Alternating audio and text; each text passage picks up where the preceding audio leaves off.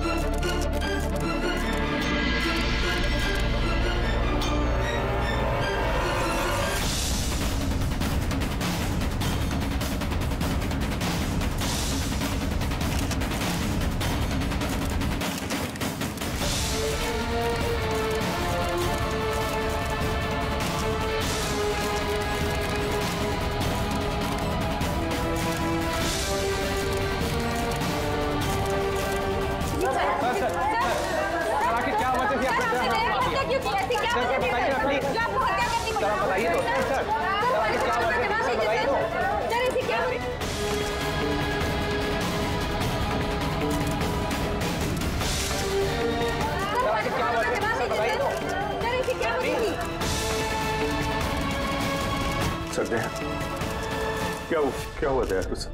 ये लोग बोल रहे हैं कि मैंने उसको झूठ बोल रहे हैं सर। मैं दया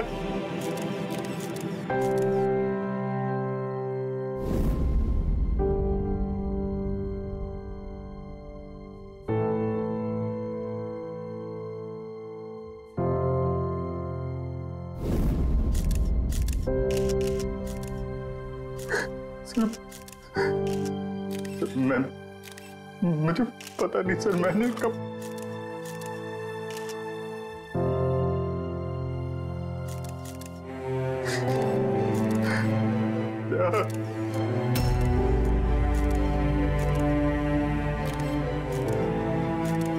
नहीं अभिजीत, तुम अंदर नहीं जा सकते। तुमने दया की जान ले ली है, तुम्हें गिरफ्तार कर रहा हूं।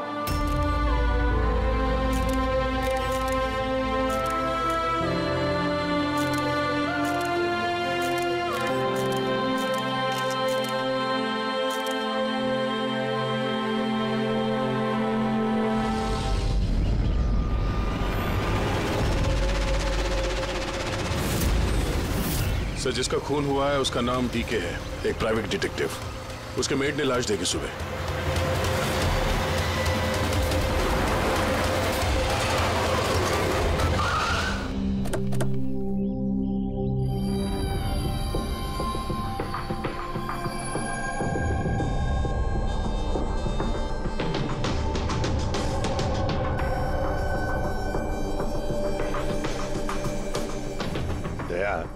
चेहरे के तो चिथड़े उड़ गए हैं। लगता है पॉइंट ब्लैंक रेंज से एक से ज्यादा गोलियां मारी है इसे।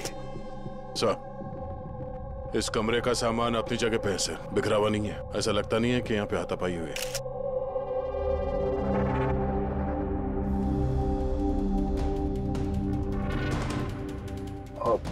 सर ये कबर्ड और सेफ तो खुला हुआ है और सब सामान अपनी जगह पे भी है। ऐसा लग रहा है कि इसको किसी ने हाथ ही नहीं लगाया।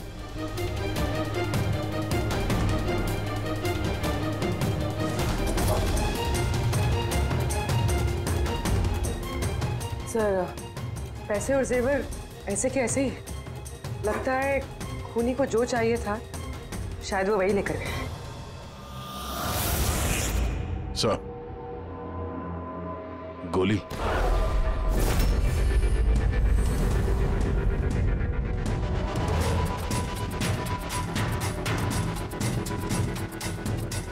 तीन गोलियां चली है दया।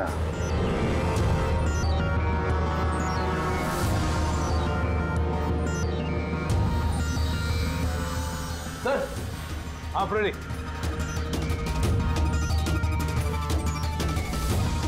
सर ये खिड़की के कांच निकाले हुए हैं, मतलब खूनी यहीं से अंदर घुसा है। हाँ, काम करो फ्रेडी, फिंगरप्रिंट्स उठा। तो आ गया। डीके का मोबाइल फोन सर। बनने से पहले डीके ने 3 बार किसी संजय को कॉल किया। संजय? किसी संजय को जान किया? नहीं साहब। रात 1 बजे से 2:30 बजे के बीच में 3 बार। संजय की डिटेल निकालो सर। हाँ, और हाँ दया, ये अभिजीत कहाँ रह गया? तुमने उसे फोन करके कहा था ना यहाँ आने के लिए क्राइम सीन पर? हाँ सर, बताया था। शायद कहीं ट्रैफिक में फंस गया होगा। ट्रैफिक में? फोन करो उसे, कहो इसी वक्त आ जाए यहाँ पर। सर हाँ।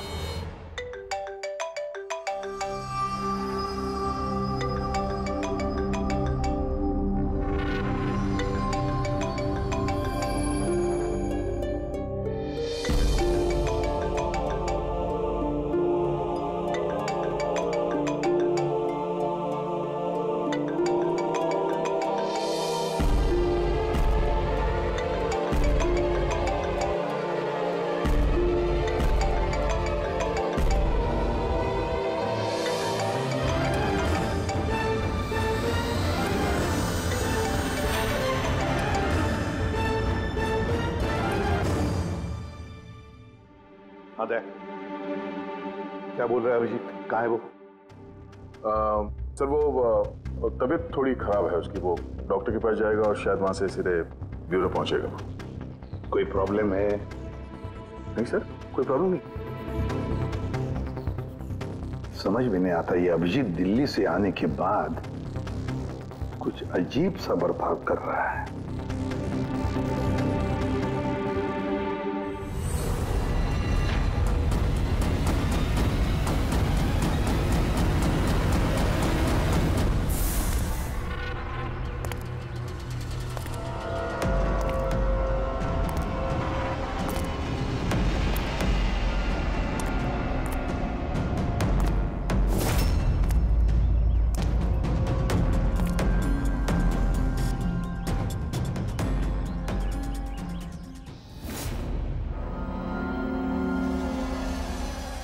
तुमको मेरी मदद की जरूरत है। तुमको? हाँ? अरे भाई, तुम तो खुद एक सीआईडी ऑफिसर हो। हाँ, लेकिन ये काम मैं खुद नहीं कर सकता। चलो ठीक है, कर देंगे मदद। तू भी क्या याद रखेगा? चल चाय वाय तो पी। नहीं यार, वो मैं ठीक हूँ भाई। आई मीन देख चेतन, ये काम जो है ना, इसके बारे में किसी को खबर नहीं होनी चाहिए, खासतौर पे मेरी टीम को। कैसी बात कर रहा है यार? इतने दिन की दोस्ती है अपनी, इतना भी भरोसा नहीं है? बता काम क्या है? किसी का पीछा करना है, नजर रखनी है उस पे, और इस काम के मैं तुझे पैसे भी दूंगा। क्या बात कर रहा है यार, दोस्ती में पैसा? चल ठीक है, तेरा इच्छा है तो दे देना पैसा। वैसे पीछा किसका करना है?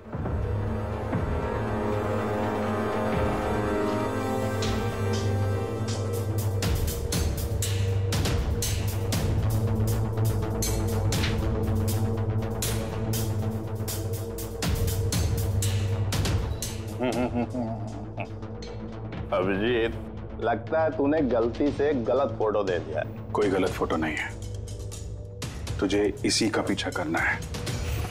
ये कहाँ जाता है, किससे मिलता है, क्या करता है, सब कुछ रात 10 बजे से सुबह 6 बजे तक। और प्लीज कोई सवाल मत पूछ, जितना कहा उतना कर बस। Okay okay.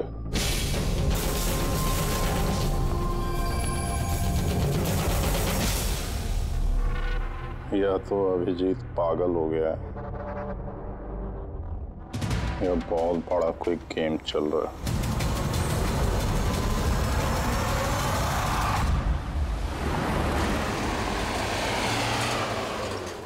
क्या डीके का खून हो गया?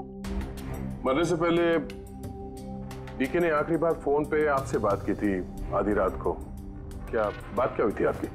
वो मेरे कहने पर किसी पर जासूसी कर रहा था। कुछ सबूत मिला उसे, इसलिए उसने फोन किया था मुझे। जासूसी क्यों? मेरी बॉस मंदिरा जी के लिए। मंदिरा? कुमार ज्वेलर्स की मालकिन, मशहूर पेज 3 सेलिब्रिटी। उस दिल्ली वाले केस के बारे में तो आप सबने सुना ही। हो मंदिरा कुमार, मंदिरा जी। उन पर तो उनके पति, सास ससुर और केयरटेकर्स को मारने का इल्जाम था, है ना? जी। मगर सबूत न मिलने पर कोर्ट ने मंदिरा जी को बरी कर दिया। और उसके कुछ ही दिनों बाद मंदिरा जी की पर्सनल असिस्टेंट ईशाना, उसने भी आत्महत्या कर ली।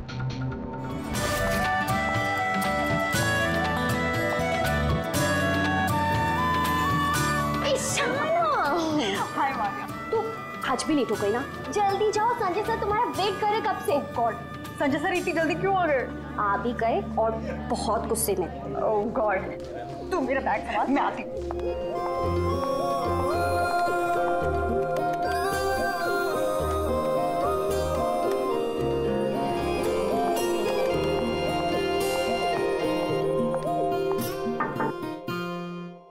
May I come in, sir? Come in.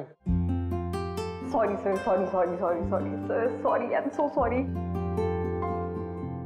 What is this, Ishana? ये कोई टाइम है ऑफिस आने का? सर, ट्रैफिक बहुत ज्यादा था। कौन ट्रैफिक? ये क्या रोज रोज का एक्सक्यूज है तुम्हारा? इस ऑफिस में बाकी लोग भी इसी ट्रैफिक में आते हैं ना? हाँ बोलो कुमार। नहीं, 30 दिसंबर के पहले कुछ नहीं हो सकता है। अरे तुम जानते हो यार, 30 दिसंबर को मंदिरा मैम का इवेंट है मुंबई में। उसके पहले जो कुछ भी होगा उसके बाद होगा। हाँ हाँ।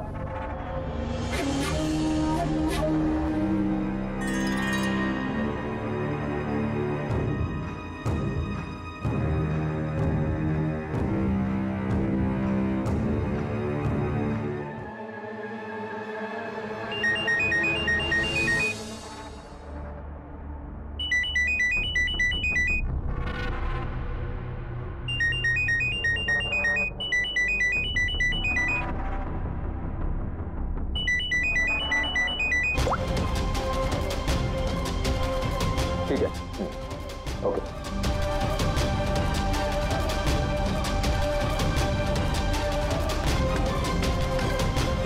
क्या हुआ? हाँ? ईशाना, वहां बाहर क्या देख रही हो?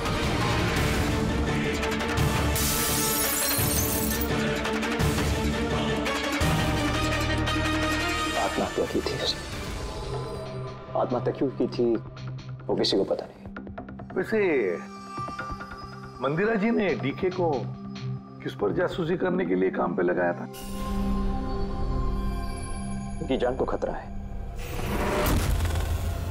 डीके वही पता लगाने की कोशिश कर रहा था। जान को खतरा किससे?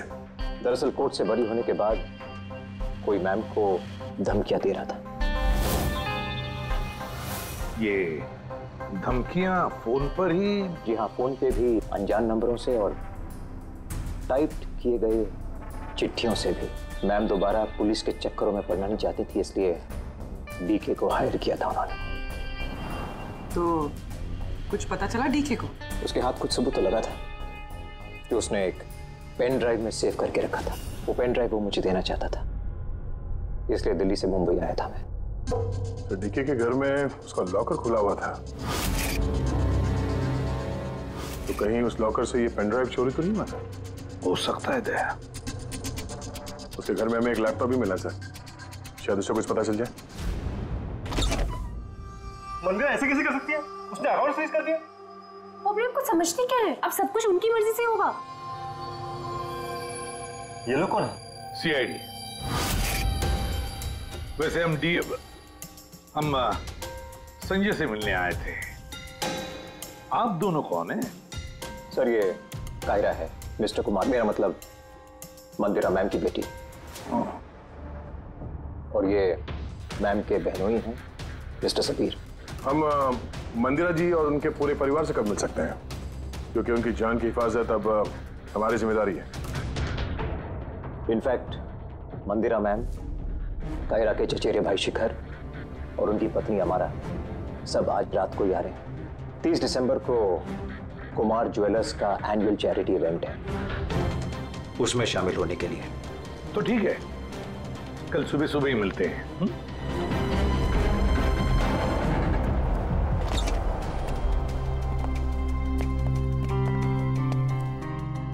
ये सब क्या है? और सीआईडी हमारे पर्सनल मामले में दखल क्यों दे रही है?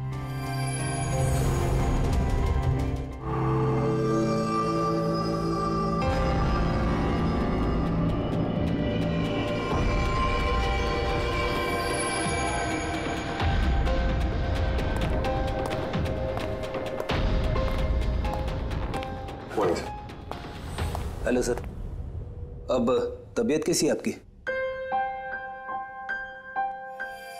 मर्डर इन्वेस्टिगेशन है सर, प्राइवेट इन्वेस्टिगेटर डीके की घर ही में मौत हुई है सर। ये पूरी केस फाइल है।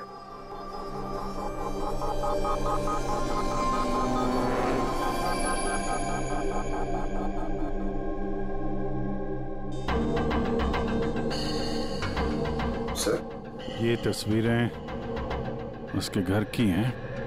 घर की तस्वीर है, उसी के घर की तस्वीर है, और यहीं पे इसका मर्डर हुआ है ना?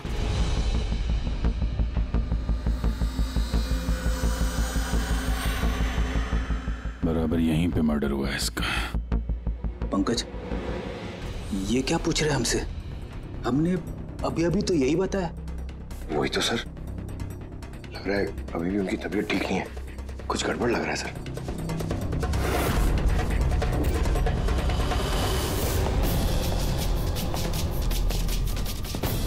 अभिजीत,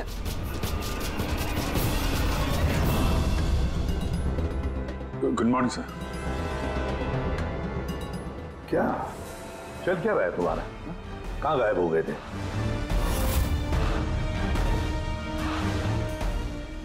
अरे अभिजीत, तुम्हारी तबीयत खराब थी ना, तो डॉक्टर के पास जाना था, यहाँ क्यों?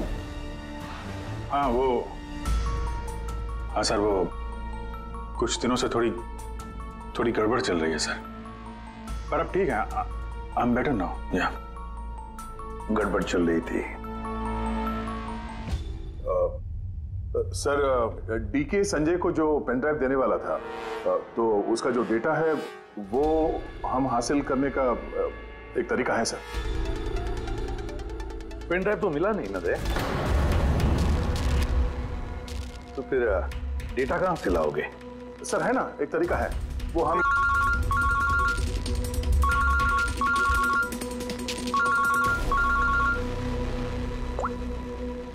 हाँ बोल करूं के? हाँ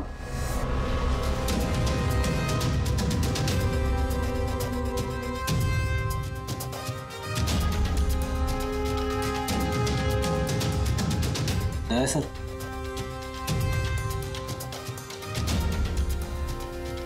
सर, अभिजीत सर की तबीयत अभी भी ठीक नहीं लग रही है।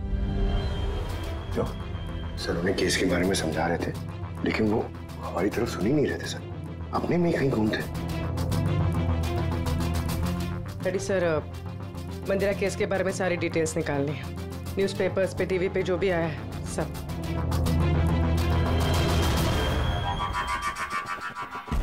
घर में घुसने का एक ही रास्ता है, मेन गेट, और चाबी डीके और उसके घर के मेट के पास रहती है। बाथरूम की खिड़की, मतलब कातिल ने बाथरूम की खिड़की का कांच निकाला और अंदर घुसा, और उसके बाद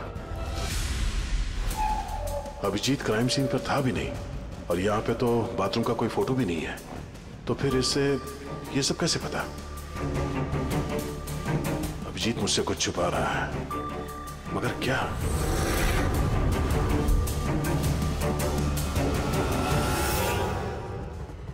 डीके के कंप्यूटर से जो डेटा डिलीट हुआ है वो उसके ऑनलाइन अकाउंट से निकाला जा सकता है। बस एक बार ये पासवर्ड मैच हो जाए।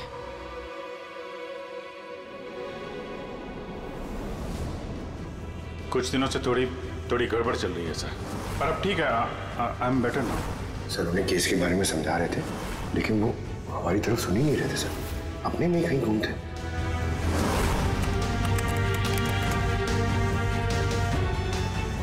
यस सर, पासवर्ड मैच हो गया।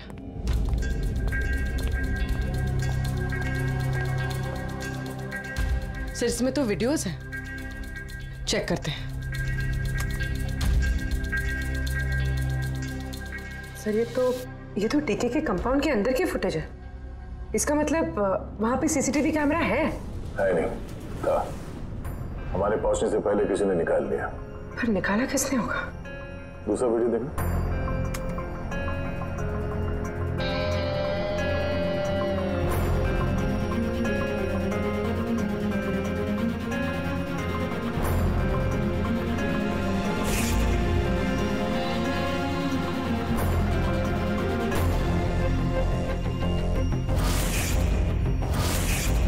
ये कैसे हो सकता है?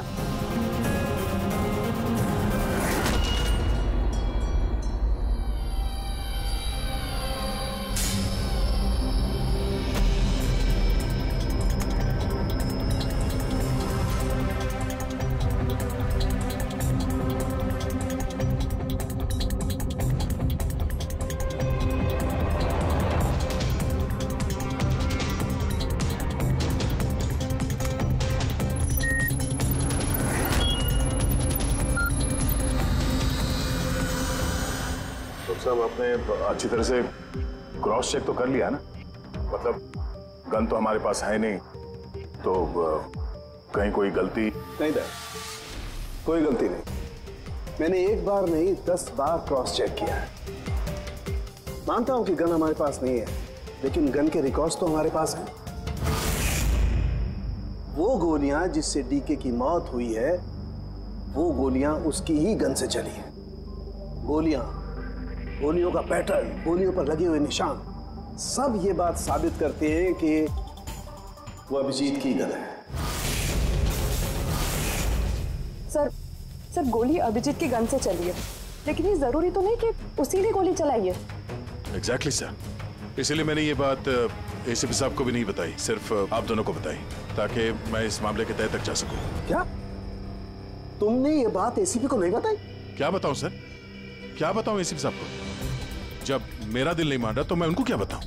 अगर ये बात तुम्हारा दिल नहीं मान रहा था तो तुमने फोन करके क्यों मुझसे पूछा कि जिस गन की गोलियों से डीके की मौत हुई है वो गन अभिजीत की है या नहीं? वो क्या था जिसकी वजह से तुम्हें अभिजीत पर शक हुआ? क्या था वो? इसलिए सर क्योंकि जब हमने, जरा पीछे ले जाना,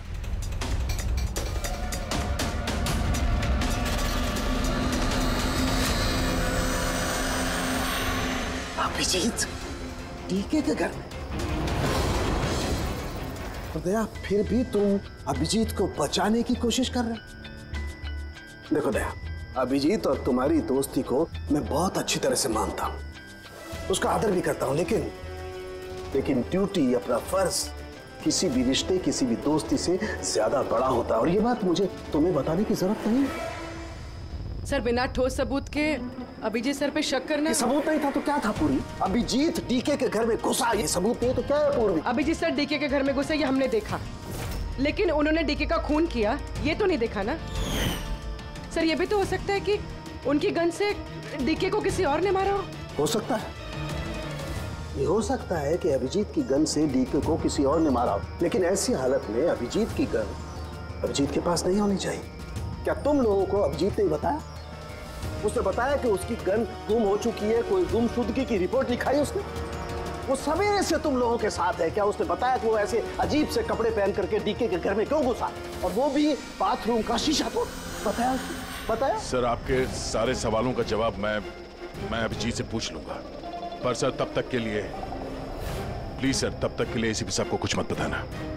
मैं तुम लोगों की हालत को समझ रहा हूं, मुझे खुद भी अच्छा नहीं लग रहा है। Please sir, please. ठीक है, कल सुबह तक दया, मैं कल सुबह तक का टाइम तुमको देता हूं। या तो सच का पता लगा लो, या फिर ये सारी की सारी बात खुद एसीपी को बता दो। अगर तुमने एसीपी को ये बात नहीं बताई तो फिर मैं खुद प्रद्युमन को ये सारी की सारी बातें बताऊंगा।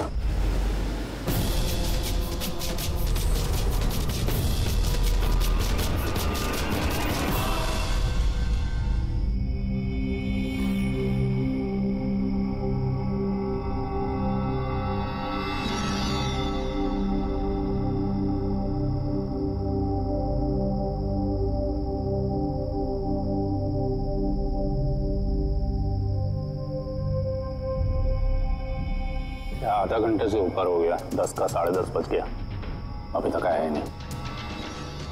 पूरी रात यहाँ लगता है इंतजार करवाएगा।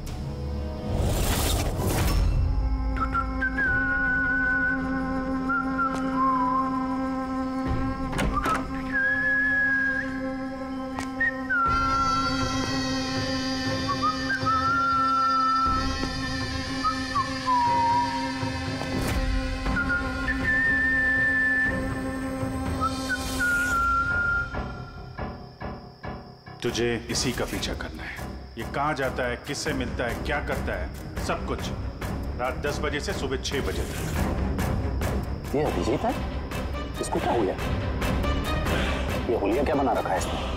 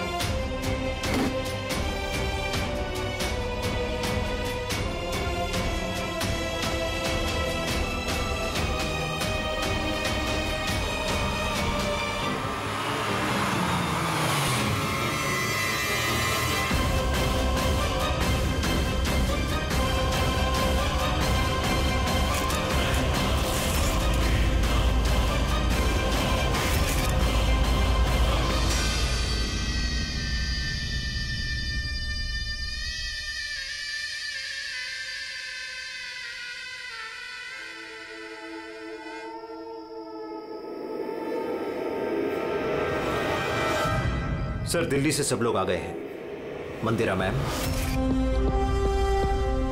अमारा मंदिरा के देवर की बहू, कायरा मंदिरा की सौतेली बेटी, सबीर मंदिरा का बहनोई, शिखर मंदिरा के देवर का बेटा। आइए मैम, ये है सीआईडी की टीम, एसीपी साहब। अच्छा हुआ आप लोग आ गए। डीके के कातिल का पता चला? अरे आपको तो मालूम होगा कि हमारा मशहूर एनुअल इवेंट 30 दिसंबर को होने वाला है। आई होप कि आपने मेरी सिक्योरिटी की सारे बंदोबस्त करा दिए हैं। देखिए मुझे गलत मत समझिएगा, लेकिन मैं कोई चांस नहीं लेना चाहती एक्चुअली। ये इवेंट मेरे लिए बहुत ज़्यादा इम्पोर्टेंट है, लेकिन अपनी जान से ज़्यादा नहीं है। क्या आपको पूरा यकीन है कि आप मेरी हिफाजत कर पाएंगे? और डीके के केस में क्या प्रोग्रेस हुई? उसकी तहकीकात कहाँ तक पहुंची? वो सब जानने की आपको कोई जरूरत नहीं है मंदिरा जी। रही बात आपकी सुरक्षा की, वो हमारी जिम्मेदारी है। How interesting. भाभी जी आपको डर लग रहा है मंदिरा जी को?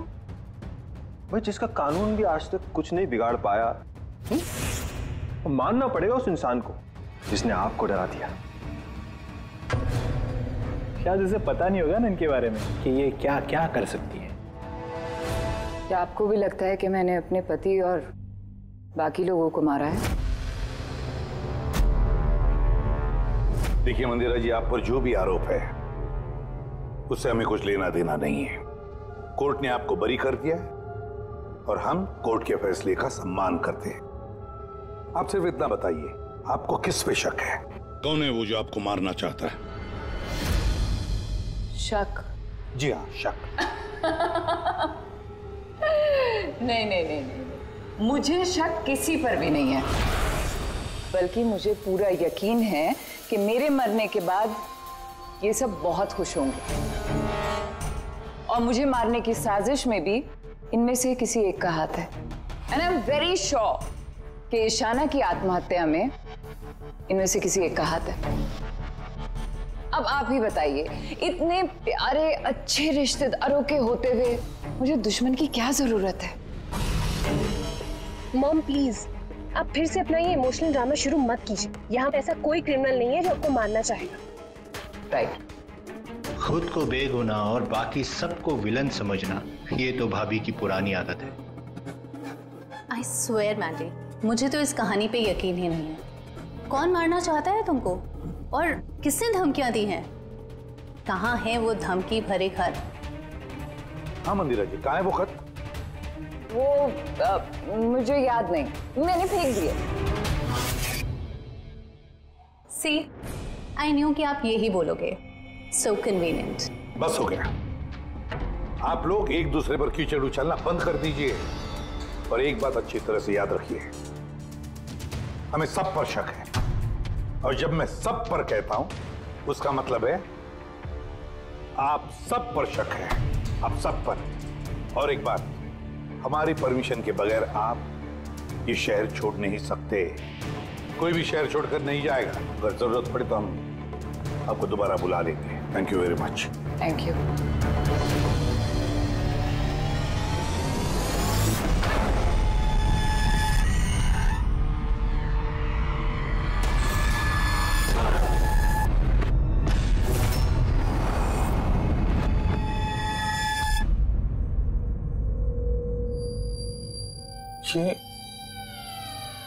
ये मैं हूं?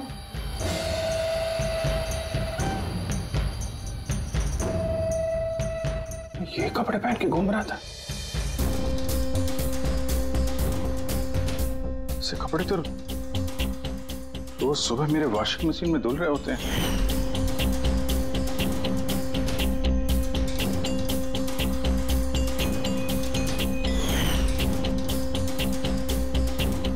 पर ये जूते, यार ये जूते गंदे रहते जैसे मैंने इन्हें पहना हो।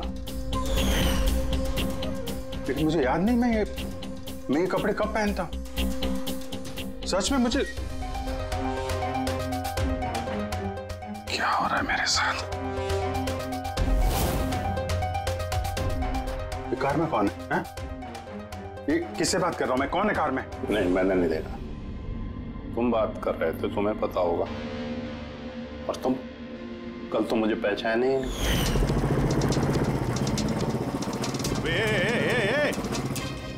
चांद के छल्ले, तुझे सुसाइड करना है तो किसी बड़ी गाड़ी के नीचे जाना। खाली फोकट मेरे सामने क्यों आ रहा है? तो तू कैसे बात कर रहा है? और ये क्या बन के घूम रहा है तू?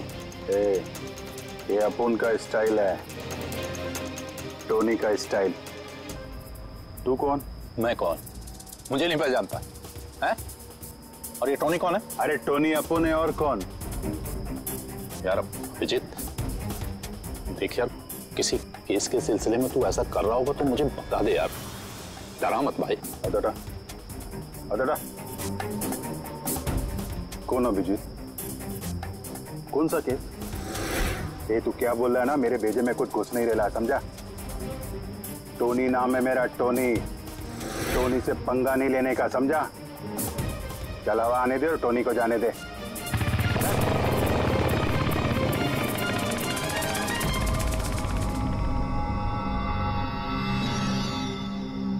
ये अभिजीत अपने आप को टोनी क्यों बोल रहा है? टोनी? कौन कौन टोनी? सच में तेरे को कुछ भी याद नहीं है? नहीं,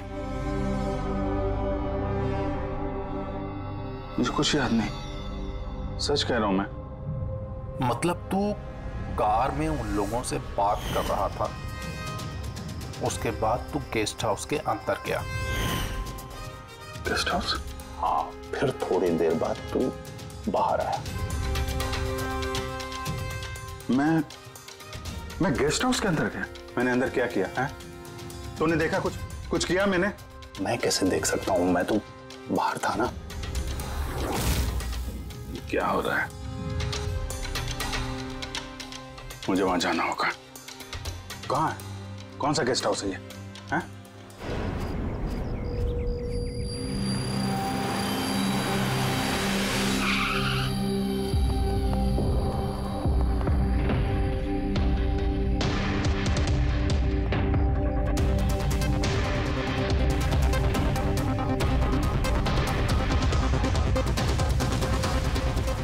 सर, खून।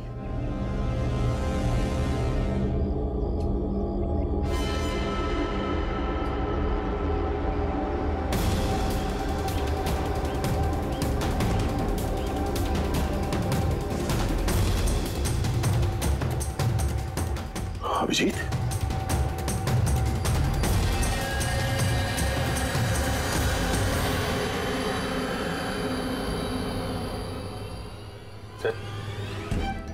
तुम यहाँ पे? तुम्हारा फोन ट्रैक करके, और यही सवाल मैं तुमसे पूछ रहा हूं अभिजीत, तुम यहाँ कैसे?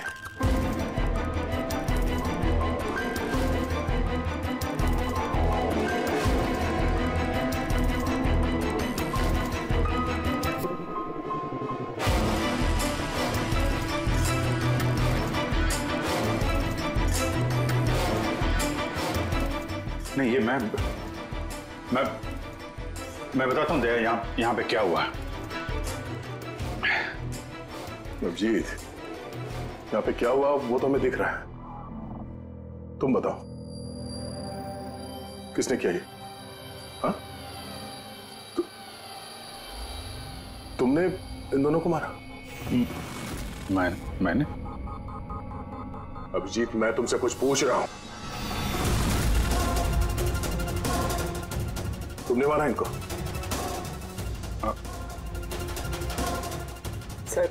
सर आप अभिजीत सर पे इल्जाम लगाए हैं सर। मुझे इल्जाम लगाने की जरूरत नहीं है पूर्वी, तुम देखने रही हो यहां दो लाशें पड़ी हैं, खून से लथपथ, और सीआईडी ऑफिसर अभिजीत लाशों के बीच से ये बैज उठा रहा है, या यूं कह लो कि सुराग चुरा रहा है। अभिजीत, मैं फिर पूछ रहा हूं तुमसे, मुझे तुम्हारे साथ अपराधियों जैसे बर्ताव करने पे मजबूर मत करो। तो क्या करूं मैं? क्या बोलूं मैं? अगर मैं बोलूं कि मैंने ये नहीं किया तो मानोगे? अगर मैं कहूं कि मुझे पता नहीं कि मैंने किया है या नहीं? आई नो, मैं अनर्गल बोल रहा हूं, लेकिन तुम लोग तो मुझे जानते हो ना। अभिजीत, यहां मेरे सामने जो सबूत पड़े हैं उनको देखकर हम कुछ कह नहीं सकते। मुझे अपना फर्ज निभाना होगा।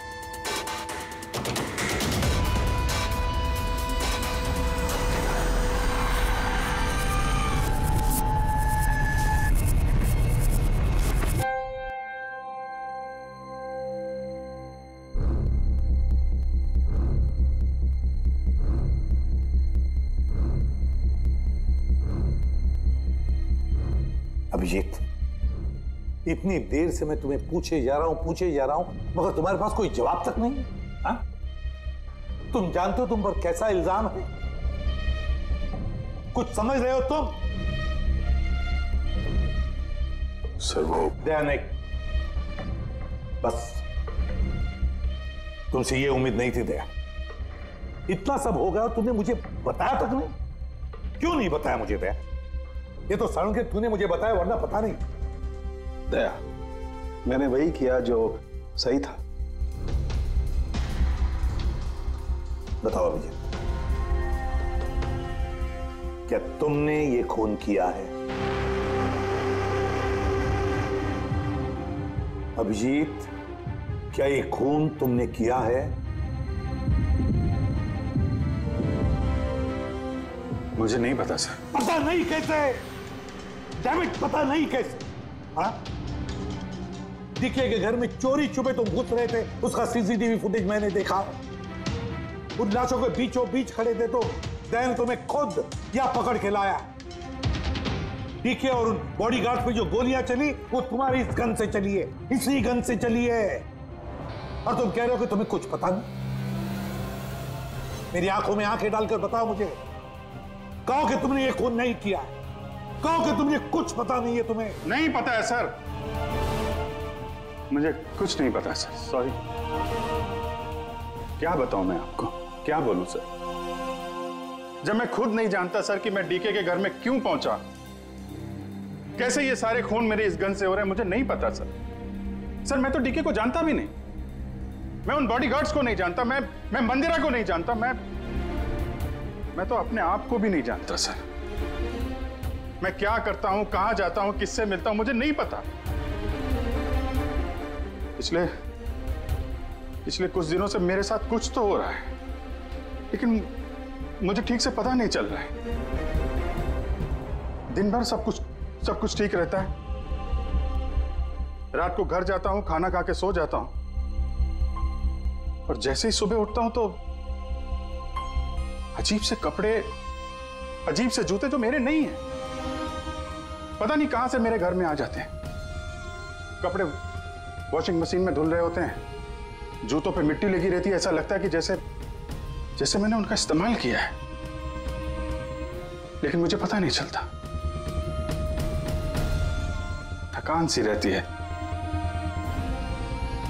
ऐसा लगता है कि जैसे मैं रात भर जगा हूं, लेकिन जग के मैंने क्या किया मुझे नहीं पता। लगता है हर रोज मेरी जिंदगी के 6-8 घंटे गायब हो जाते हैं, जिनके बारे में मुझे कुछ पता नहीं। आप कहते हैं कि मैं डीके के घर गया, हो सकता है, लेकिन मुझे नहीं पता। मैंने डीके और उन बॉडीगार्ड्स को मारा, लेकिन मुझे नहीं पता। मैं मंदिरा को मारने की कोशिश कर रहा हूं, लेकिन मुझे नहीं पता। मैं क्या करता हूं, मैंने क्या किया है, मैं क्या करने वाला हूं, मुझे नहीं पता सर, मुझे नहीं पता।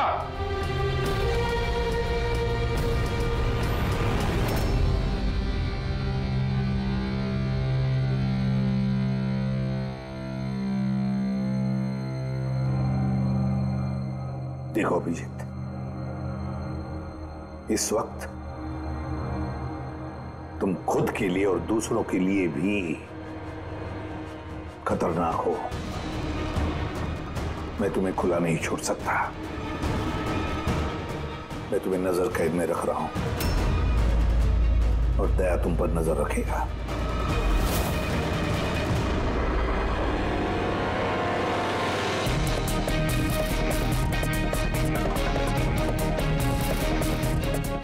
दया,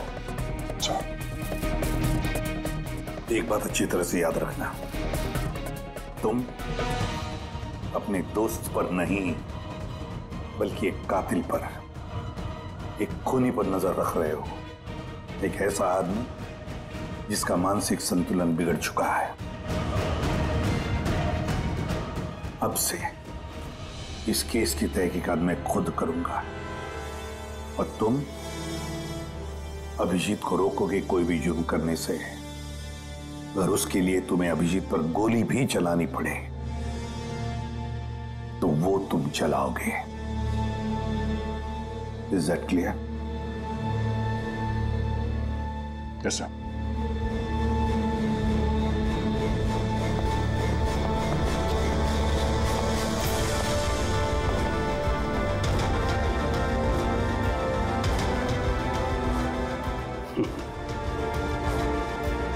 हथकड़ी लगा दो यार। सुना ना, मानसिक संतुलन ठीक नहीं है मेरा। कब क्या कर बैठूं कुछ पता नहीं। रोक लो मुझे, इससे पहले मेरे हाथों कोई और गुनाह हो जाए। रोक लो मुझे यार। आपका ऑफिसर, आपका अपना सीआईडी ऑफिसर मेरी जान के पीछे पड़ा है। उसने उन लोगों को भी मार डाला जो मेरी हिफाजत कर रहे थे, और आप बड़ी शान से कह रहे हैं कि डरने की कोई बात नहीं है। वो आपकी नाक के नीचे लोगों का कत्ल कर रहा है, और आप अब भी कह रहे हैं कि डरने की कोई बात नहीं है। कमाल है। आप मुझे बताइए कि मैं आप लोगों पर कैसे भरोसा करूं। आज आपका एक ऑफिसर सीरियल किलर निकला है, कल को कोई दूसरा निकल आएगा। बस मंदिरा जी बस, बहुत बोल गई आप। हमारा इंस्पेक्टर अभिजीत एक ईमानदार और बहादुर सिपाही है। अपने देश की रक्षा के लिए और आम आदमी की सुरक्षा के लिए अपनी जान तक कुर्बान कर सकता है, लेकिन एक किलर कभी नहीं बन सकता। हाँ, उस पर इल्जाम जरूर है, 3 खून का इल्जाम है। साबित सिर्फ इतना हुआ है कि अभिजीत का मानसिक संतुलन बिगड़ चुका है। उसे कुछ याद नहीं रहता वो क्या करता है, किससे मिलता है, क्या बोलता है, और उसके बाद में जब नॉर्मल होता है सब कुछ भूल जाता है। इसका मतलब ये नहीं कि वो कोई सीरियल किलर है। मैं पूरी यकीन के साथ कहता हूं, खतरा है आपकी जान को तो वो आपके इन रिश्तेदारों से। एक्सक्यूज मी, सबूत सारे आपके ऑफिसर के खिलाफ मिले हैं और शक आप हम सब पे कर रहे हैं। जी हाँ, मैं आप सब पर शक कर रहा हूँ। ऑफिसर तो आप ही का है वो, आप तो उसे ही बचाएंगे। वो तीनों खून इंस्पेक्टर अभिजीत की गन से चली हुई गोलियों से हुए, और आपको लगता है कि ये काम हम में से कोई कर सकता है? अरे हमारे पास आपके ऑफिसर की गन कहां से आएगी? शिखर जी, जल्द से जल्द हम पता लगा लेंगे कि इंस्पेक्टर अभिजीत की गन आपके पास कैसे आई। लेकिन मंदिरा जी, एक रिक्वेस्ट है, आपका जो 30 दिसंबर का इवेंट है वो आप कैंसिल मत कीजिए। बहुत अच्छा मौका है खूनी को पकड़ने का, क्योंकि खूनी उस इवेंट में जरूर आएगा।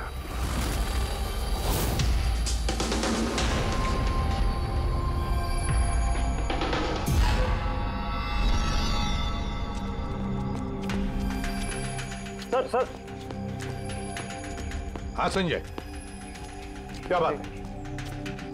आप अभिजीत सर के बारे में कुछ कह रहे थे कि उनके जहन में कोई और शख्सियत घुस जाती है, याददाश्त उनकी, मतलब उन्हें रात के कुछ घंटे याद नहीं रहते। हाँ, तो बिल्कुल ऐसा ही, एग्जैक्टली ऐसा ही किसी और के साथ भी हुआ था।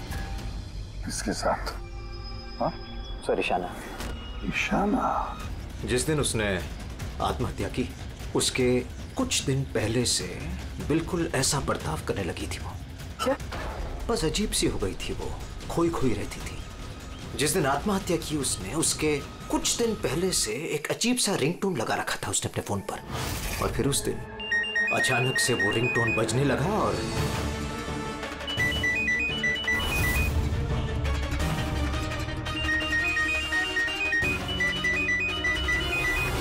ऐसा लग रहा था कि वो ईशाना नहीं कोई और है। सर, अभिजीत सर भी तो दिल्ली से आने के बाद इस तरह से बिहेव कर रहे हैं। हाँ, ईशाना, अभिजीत, दिल्ली, ये तीनों का कोई ना कोई कनेक्शन जरूर है। कुछ ना कुछ तो गड़बड़ जरूर है, कुछ ना कुछ तो है।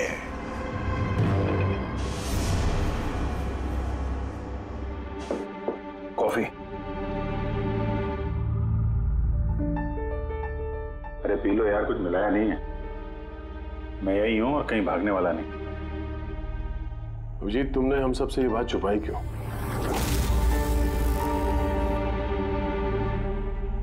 छुपानी पड़ी यार, क्या करता। मुझे कुछ समझ में नहीं आ रहा था कि मैं क्या करूं, मेरे साथ क्या हो रहा है। मैं खुद ही कंफ्यूज हूं, तो मैं उसमें तुम्हें क्यों फंसाऊं यार।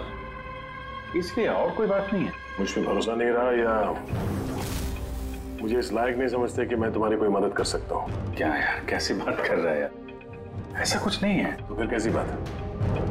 मुझे तो ये लगने लगा है कि मैं तुम्हें जानता भी नहीं हूँ। इस वक्त मैं यहाँ बैठकर जिस आदमी से बात कर रहा हूँ वो अभिजीत है या फिर कोई टोनी।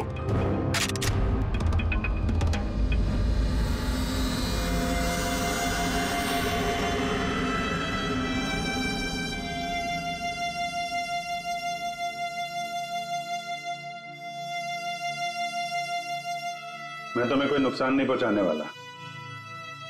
अभिजीत हूं या टोनी, सपने में भी नुकसान नहीं पहुंचाऊंगा। गन दिखाने की जरूरत नहीं है। बात यह है ही नहीं कि तुम मुझे कोई नुकसान पहुंचा सकते हो या नहीं। बात यह है कि मैं यहां सिर्फ अपनी ड्यूटी कर रहा हूं और मैं कोई चांस नहीं ले सकता। मैं तो तुम्हें शायद जानता भी नहीं हूं।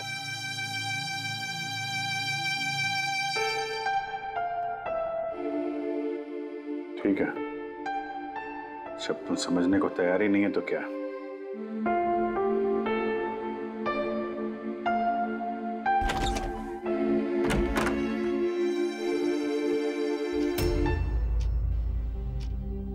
तो डॉक्टर महेश, हमने आपको सारी बात बता दी। अब आप बताइए, आपको क्या लगता है? देखिए,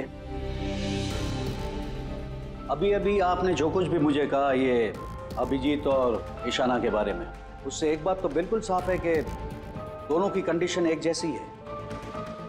आर्टिफिशियली इंड्यूस स्प्लिट पर्सनालिटी।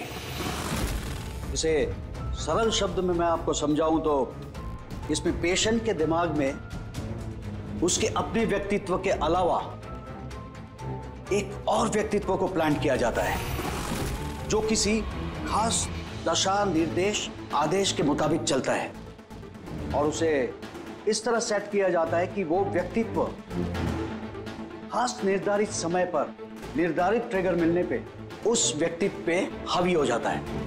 और जितनी देर ये हावी रहता है वो पुराने व्यक्तित्व के बारे में ना तो कुछ जानता है और ना ही उसे पुराने व्यक्तित्व के बारे में कोई भी चीजें याद रहती हैं। ये इंसान का दिमाग है।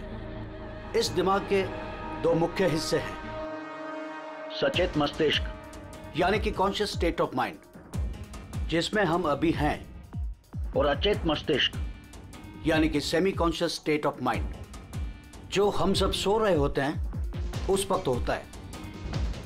और कभी कभी जागते हुए भी किसी नशे या किसी दवाई के असर में हमारा अचेत मस्तिष्क एक्टिव होता है।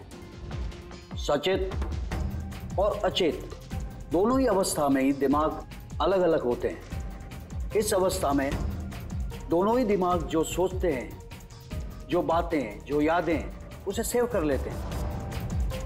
सचेत मस्तिष्क में सेव बातें तो हमें बरसों तक याद रहती हैं, लेकिन अचेत मस्तिष्क में सेव की हुई बातें हमें याद नहीं रहती। डॉक्टर महेश, ये कुछ हिप्नोसिस जैसा, सम्मोहन जैसा, जिसमें इंसान के दिमाग को कंट्रोल करके उससे कुछ भी करवाया जा सकता है एक रोबोट की तरह से, और बाद में किसी खास आवाज से उस सम्मोहन को तोड़ दिया जाता है और इंसान को कुछ भी याद नहीं रहता। नहीं डॉक्टर सालुंके, सम्मोहन अलग प्रक्रिया है। सम्मोहन में आप आदमी को तभी तक कंट्रोल में रख सकते हैं जब तक वो सम्मोहित अवस्था में है। सम्मोहित अवस्था से एक बार बाहर निकलने के बाद उसे वापस सम्मोहित करना पड़ता है। ये मुद्दा ही बिल्कुल अलग है। यहां पर इंसान के दिमाग में एक घटना जो बिल्कुल घटी नहीं है, एक व्यक्ति जो है ही नहीं, उसे उस इंसान के अंदर डाला जाता है। उसके दिमाग में यह बात फिट की जाती है। अच्छा, तो इसका मतलब है यही सब कुछ तो अभिजीत के साथ हो रहा है। किसी भी तरह से अभिजीत को ट्रिगर मिलता है जिसकी वजह से टोनी जाग जाता है। Exactly sir. रात को अभिजीत के सो जाने के बाद उसको जरूर कुछ आवाजें सुनाई देती होगी जो कि उस टोनी के लिए ट्रिगर हो सकती है। वो आवाज सुनते ही टोनी जाग जाता है, लेकिन अभिजीत वही सोया रहता है। टोनी जाग जाता है वो टोनी जो खूनी है, जो दरिंदा है, जो मुजरिम है, और अभिजीत के जानने वालों में से वो किसी को भी नहीं जानता। अगर ऐसा है तो अभिजीत के अंदर के टोनी को भी किसी भी तरह से कमांड किया गया है। मंदिरा को मारने का, तो 30 दिसंबर वाले इवेंट में ये टोनी इसे अंजाम देगा, मंदिरा को मारने की कोशिश करेगा। 2 दिन बाद 30 दिसंबर।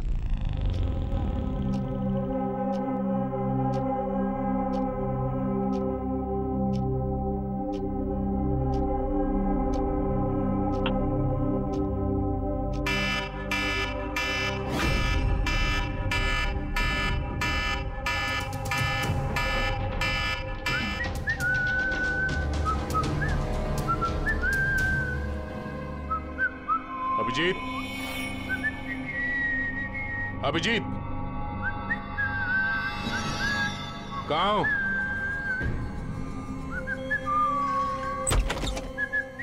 अभिजीत, अभिजीत, ओए, टोनी।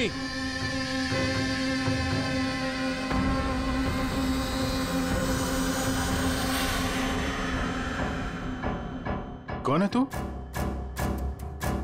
तू अपन के घर में क्या कर रहे है?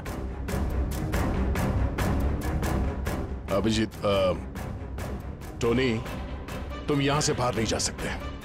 तुम यहां नजरबंद हो। इस घर के अंदर रहना होगा, समझे? टोनी को अपना काम करने का है। मेरे रास्ते में खाली पीली आएगा, भेजा उड़ जाएगा। चल अब आने दे। घर से बाहर नहीं, घर में। हाथ हटा, हाथ हटा। बोलो ना, टोनी को अपना काम करने का है। मेरा भेजा मत हिला। मेरे और काम के रास्ते के बीच में कोई नहीं आ सकता। चल। टोनी, तुम कहीं नहीं जाओगे। यहीं घर पे रहोगे तुम, समझा? क्या बोला? टोनी पे हाथ उठाया तूने? टोनी पे हाथ उठाया? अभिजीत, अभिजीत, अभिजीत।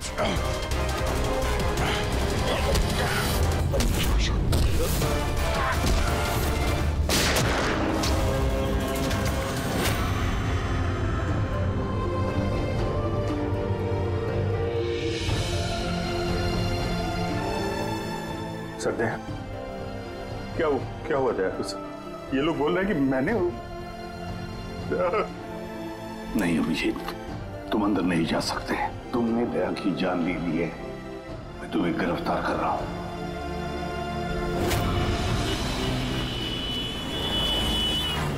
ईशाना के फोन रिकॉर्ड्स में डॉक्टर तानिया का नाम कई बार है। आप में से कोई जानता है डॉक्टर तानिया को? आत्महत्या करने से पहले वो डॉक्टर तानिया से मिली थी क्या? ये डॉक्टर तानिया कहीं डेंटिस्ट तो नहीं? ईशाना मरने से पहले कई बार एक डेंटिस्ट से मिली थी। मुझे नाम तो नहीं मालूम, पर हो सकता है ये वही हो। जितना मुझे लगता है ये कोई डेंटिस्ट तो नहीं है। कुछ दिनों पहले सीआईडी ऑफिसर अभिजीत यहाँ रुके थे। Yes ma'am. उस पूरे हफ्ते में यहाँ जो कोई भी रुका था उन सब की लिस्ट चाहिए, और उनके स्टे के दौरान इस लॉबी की सीसीटीवी फुटेज भी देखनी है।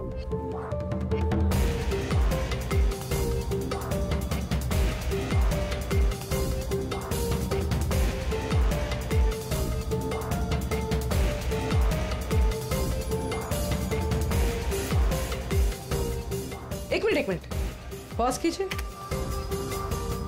ये लड़की कौन है जिससे अभिजीत सर बात कर रहे हैं? पूर्वी, इस लिस्ट में डॉक्टर तानिया का नाम है और वो यहीं पे रुकी हुई थी जब तक अभिजीत सर यहाँ पे थे। शायद ये वही लड़की। क्या नाम है इस लड़की का? मैम डॉक्टर तानिया, हफ्ते भर यहीं थी वो। सर, इस तानिया से तुरंत मिलना होगा। सर, तानिया मुंबई के पैराडाइज होटल में रुकी हुई है। क्या मतलब मुझे टिकट नहीं मिल सकता? लुक, मुझे अभी इसी वक्त इंडिया से बाहर जाना है। Do you understand? Yes. Doctor Tania? जी, आप कौन? ईशाना, ईशाना की दोस्त, सीआईडी ऑफिसर पूर्वी।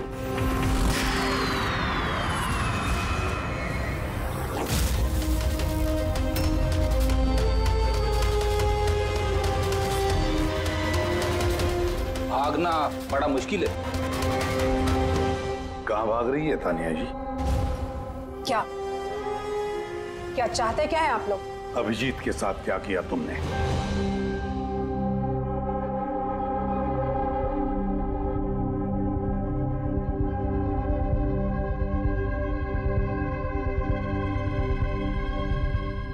ईशाना और अभिजीत के दिमाग के साथ मैंने ही एक्सपेरिमेंट किया है। ईशाना को आत्महत्या करने के लिए और अभिजीत को एक मर्डर करने के लिए मैंने ही प्रोग्राम किया था। कैसे कैसे किया तुमने प्रोग्राम?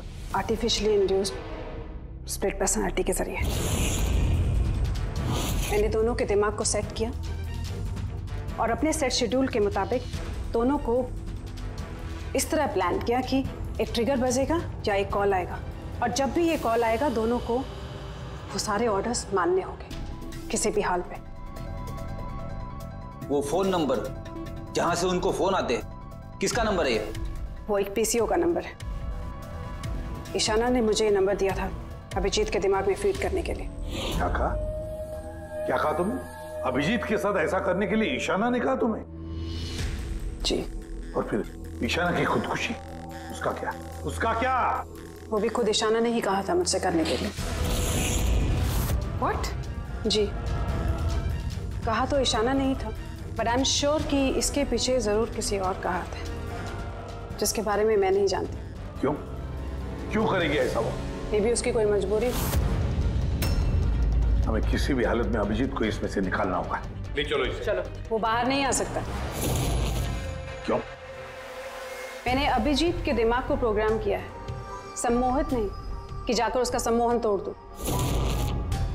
मैंने अभिजीत के दिमाग में खूनी को प्लांट किया है, टोनी को। यही है वो आर्टिफिशियली इंड्यूस्ड पर्सनालिटी जो अब कभी बाहर नहीं निकलेगा। और मैं चाहूं भी तो भी मैं अभिजीत को इससे बाहर नहीं निकाल सकती, क्योंकि अगर मैंने ऐसा किया तो या तो अभिजीत पागल हो जाएगा या उसकी जान भी जा सकती है।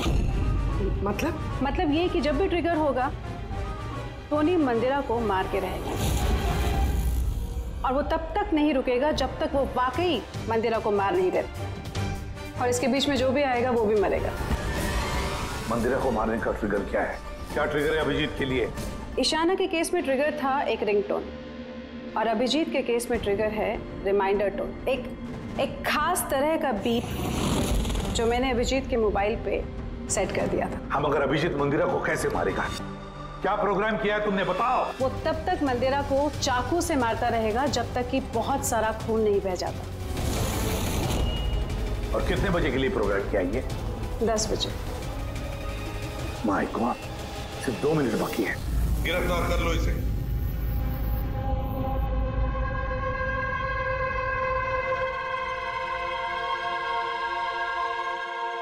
कभी जिंदगी में नहीं सोचा था सर कि आपके ऊपर मुजरिमों की तरह नजर रखनी पड़ेगी।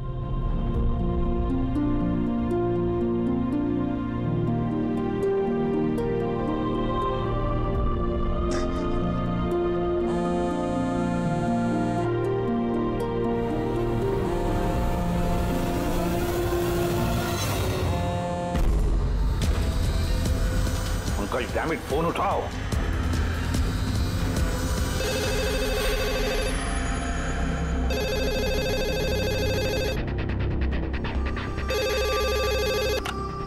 हेलो पंकज, कहाँ थे तुम? मोबाइल क्यों नहीं उठा रहे थे? सॉरी सर, मेरा फोन साइलेंट पे था।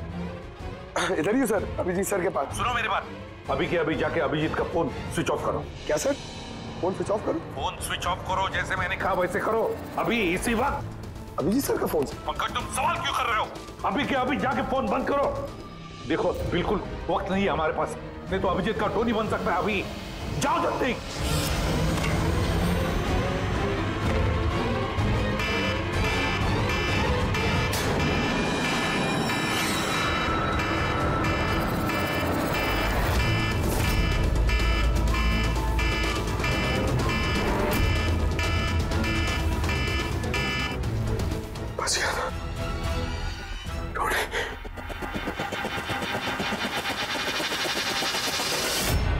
अभिजीत सर? अभिजीत सर कहाँ गए? Abhijit sir? Abhijeet sir?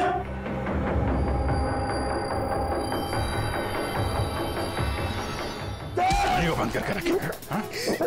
Tony को पकड़ेगा तू? टोनी को? जो भी टोनी और मंदिरा के बीच में आएगा वो मरेगा।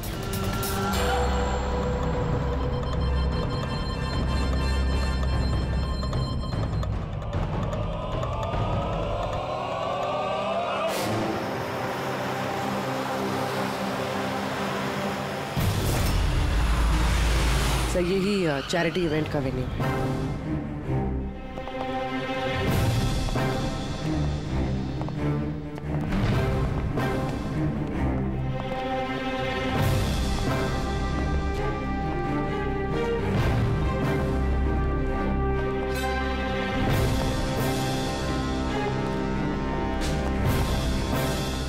आप लोग रुक जाइए प्लीज।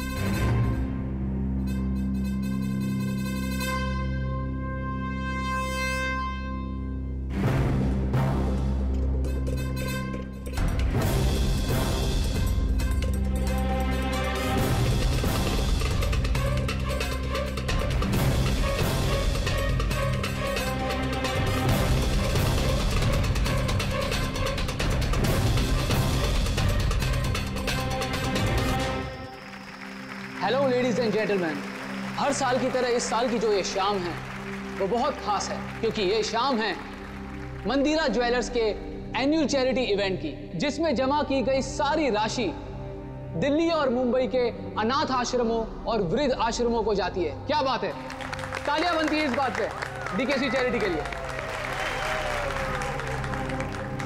हर साल की तरह इस साल भी जो हमारी मुख्य अतिथि है वो और कोई नहीं है बल्कि मिसेस मंदिरा खन्ना है। तो आइए दोस्तों, आप सभी की जोरदार तालियों के बीच हम स्वागत करते हैं मिसेस मंदिरा खन्ना का। Mrs Mandira Khanna.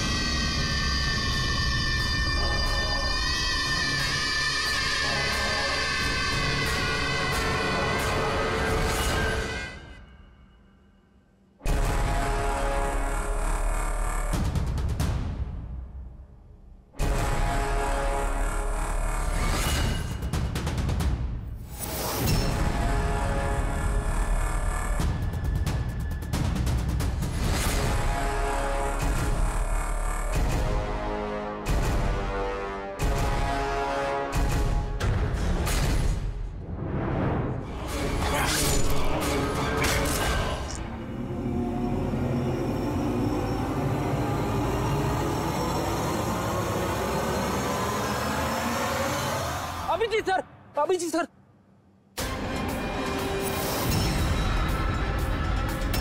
Sir, sir. Light on.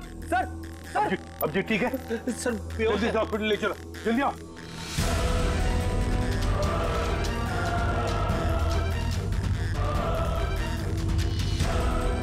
दरवाजा खोलो।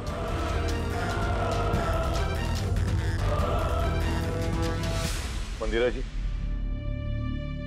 टोनी ने अपना मिशन पूरा किया, मंदिरा जी को मारने का। वैसे हम पर भरोसा करने के लिए बहुत बहुत शुक्रिया मैम। ये आप लोग मुझे यहाँ क्यों लाए हैं? मुझे तो स्टेज पे होना चाहिए ना। मैडम, हमारा एक प्लान है। प्लान? पूर्वी,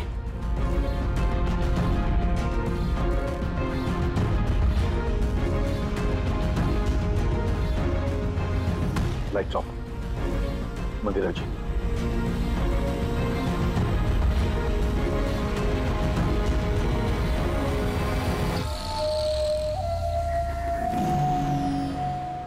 और आपकी हिम्मत की भी दाद देनी पड़ेगी।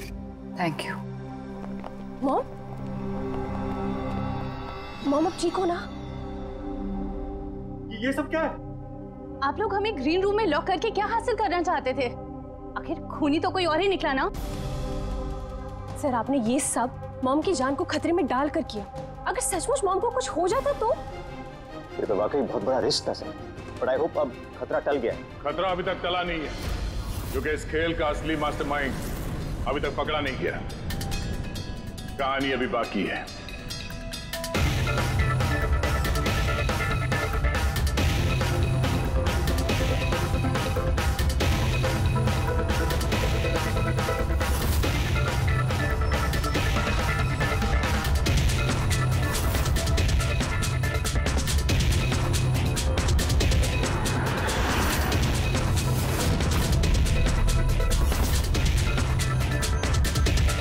क्या हुआ?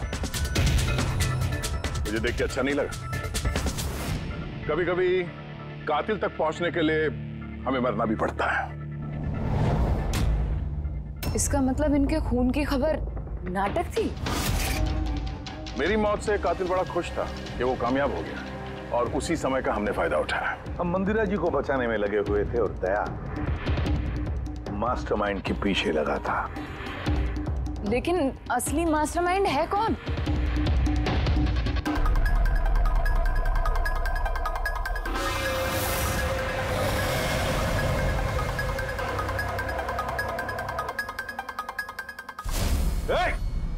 सर कोई भागा सर। पकड़ो उसे।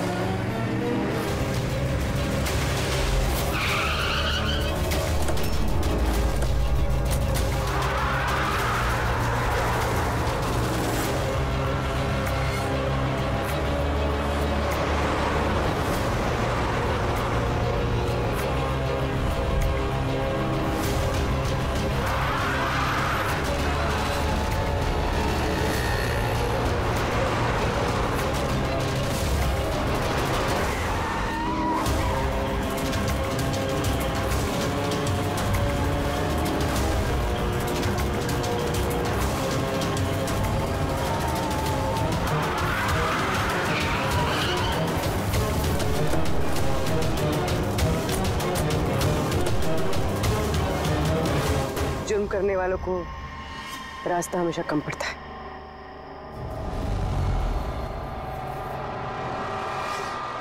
तुम ये सोच रही हो कि हमें कैसे पता चला कि खून तुमने किया? हमें ये तो पता था कि ये मास्टरमाइंड मंदिरा जी के अपने में से कोई है। इसलिए मेरी मौत के बाद सबसे पहले हमने ये पता किया कि आप में से वो कौन है जो अभिजीत को जानता था या फिर उससे मिला था। फिर मुझे याद आया कि क्राइम ब्रांच के सेमिनार के लिए अभिजीत दिल्ली गया हुआ था। उस सेमिनार में आने वाले लोगों की लिस्ट देखी मैंने तो मेरा ध्यान कायरा पे गया। क्रिमिनल साइकोलॉजी की स्टूडेंट कायरा। जब हमने डॉक्टर तानिया से पूछताछ की तो पता चला कि ईशाना ने उससे कहा था ये सब करने के लिए। उस वक्त ईशाना की माँ सरकारी अस्पताल में एडमिट थी। उसके तुरंत बाद ईशाना की माँ को 7 स्टार हॉस्पिटल में एडमिट किया गया और उसका सारा खर्चा मिस कायरा ने उठाया था। और सबसे बड़ा क्लू वो पीसीओ, जिससे अभिजीत सर को फोन पे ऑर्डर्स मिलते थे। दया सर ने उस पर नजर रखी और वहां पर भी तुम दिखे। Okay fine, I give up. मान गई कि आप लोग बहुत स्मार्ट हैं, लेकिन सर इस बात से तो आप भी एग्री करोगे ना कि मैं भी बहुत स्मार्ट हूँ। हाँ, स्मार्ट तो हो तुम। क्रिमिनल साइकोलॉजी की होशियार स्टूडेंट जो अपने सौतेली माँ से अपने पूरे परिवार का खून का बदला लेना चाहती थी। लोगों के दिमाग से खेलना, उन्हें अपने चक्कर में फंसाना, ये इनकी खासियत है।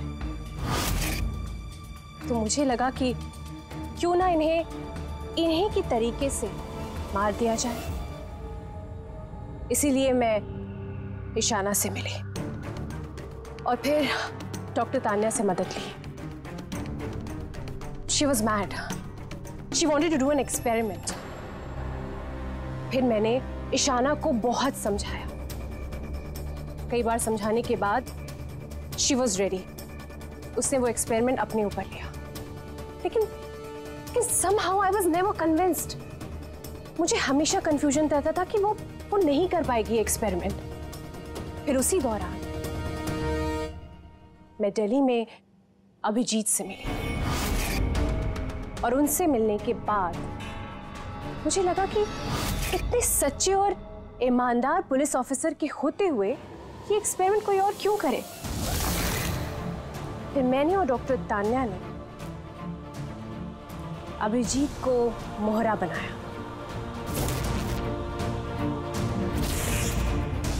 और अपना एक्सपेरिमेंट उन पर किया। और ईशाना हमारे किसी काम की नहीं थी, इसलिए हमने उसे अपने रास्ते से हटा दिया। ठीक है, वो जो 2 बॉडीगार्ड, उन्होंने क्या बिगाड़ा था तुम्हारा? उन्हें क्यों मरवाया?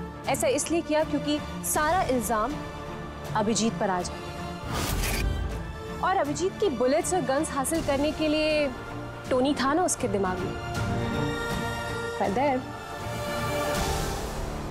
तुम इतनी खतरनाक हो सकती हो कायरा, मैं कभी सोच भी नहीं सकती थी। अब पता चल गया ना,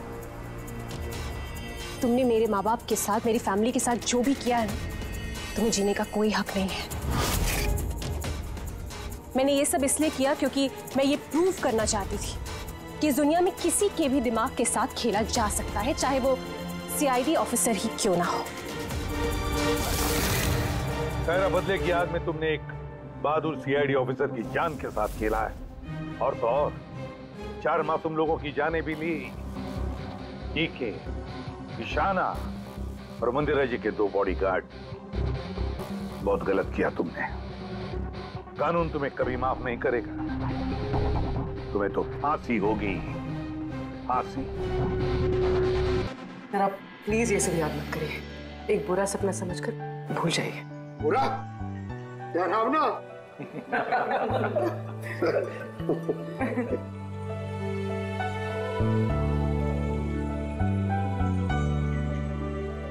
बस मैं बोलता हूँ कि चलो, केस तो सॉल्व हो गया।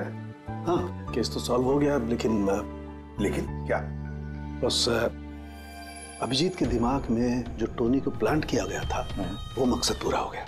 फिर अब उसे कोई ट्रिगर्स नहीं आएंगे, कोई कारा की आवाज सुनाई नहीं देगी, जिसकी वजह से अभिजीत टोनी बन जाता था। हाँ, लेकिन बॉस, लेकिन क्या? बॉस, बात यह है कि टोनी अभिजीत के दिमाग में से कभी नहीं जाएगा। क्या? टोनी अभिजीत की पर्सनैलिटी का हिस्सा बन गया है बॉस। कोई नहीं जानता वो कब, कैसे, कहां सामने आ जाएगा।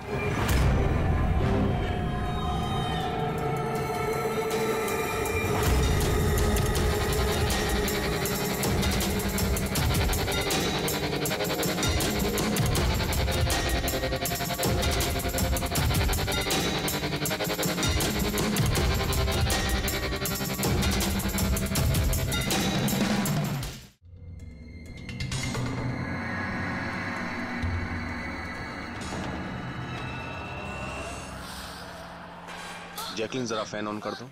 Okay boss. वहां से कुछ लेके तो नहीं आए?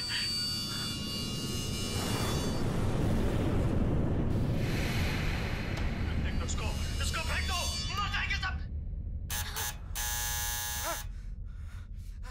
अरे अरे देख क्या रही है? खा ले, 10 दिन से नहीं खाया। अरे खा ले नहीं तो मारूंगा।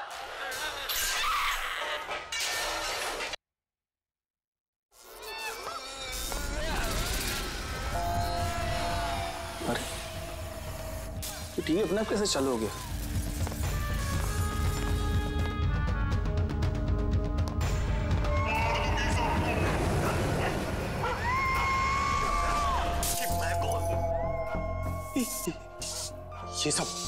ये सब हो क्या रहा है?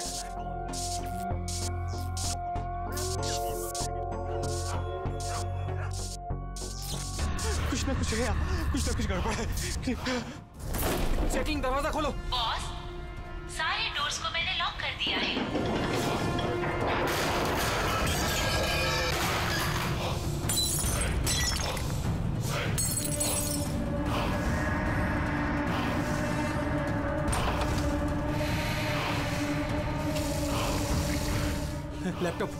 लैपटॉप ये ऑन क्यों नहीं हो रहा?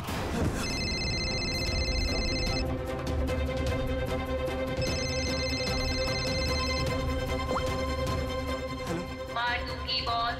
नहीं, मैं तुम्हें मार दूंगी। जैकलिन, मुझे मत मारना। क्या करूं मैं?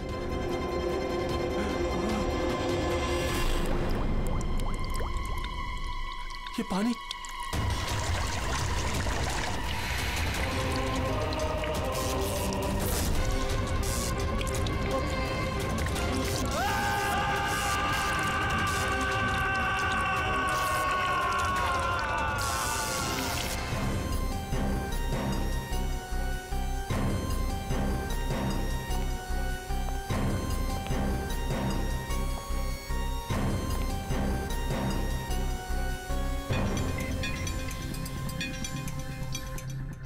पानी गिरा, ये वायर लटक रही है, खुली वायर है।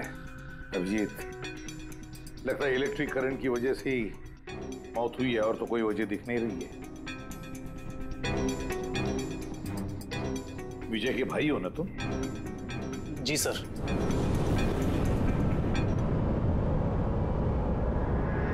सर, बॉडी पे तो ना कोई चोट है, ना ही जख्म का निशान है। पंकज, बॉडी को फोरेंसिक लैब भेज। मगर सर कोई हादसा नहीं है सर। सर मेरे भाई का मर्डर हुआ है, मर्डर। देखिए, इतने यकीन के साथ कैसे कह सकते हो कि तुम्हारे भाई का खून हुआ है? क्या शक है तुम्हें किसी पर? किसने किया होगा ये?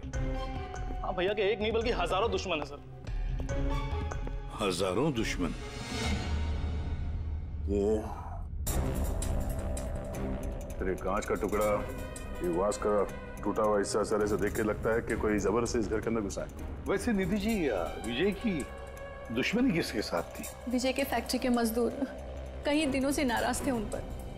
उन्होंने कई बार उन्हें जान से मारने की धमकी भी दी थी सर। लेकिन आपके घर में कोई घुसेगा भी कैसे? देखिए, इतनी टाइट सिक्योरिटी है, अलार्म सिस्टम है, सीसीटीवी कैमराज हैं। Yes sir, it's a smart home. हाँ सर, इन्होंने बताया था यहाँ पर हीटिंग, एसी, लाइटिंग, वेंटिलेशन सब कुछ रिमोट पे चलता है। अच्छा, फिर तो निधि जी एक और सवाल उठता है कि इतने टाइट सिक्योरिटी वाले हाईटेक घर में ये स्मार्ट हाउस में ये कोई जबरदस्ती अंदर घुस कैसे आया? पता नहीं सर। निधि जी,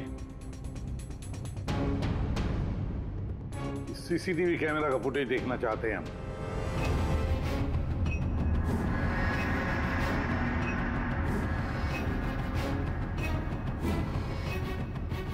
विजय भाग रहा है, बचने की कोशिश कर रहा है, लेकिन पीछा कौन कर रहा है ये तो दिख नहीं रहा।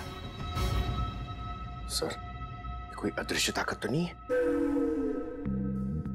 पंकज, ये ख्याल दोबारा गलती से भी अपने दिमाग में मत लाना, वरना इसी साहब तुम्हें अदृश्य कर देंगे सीआईडी से।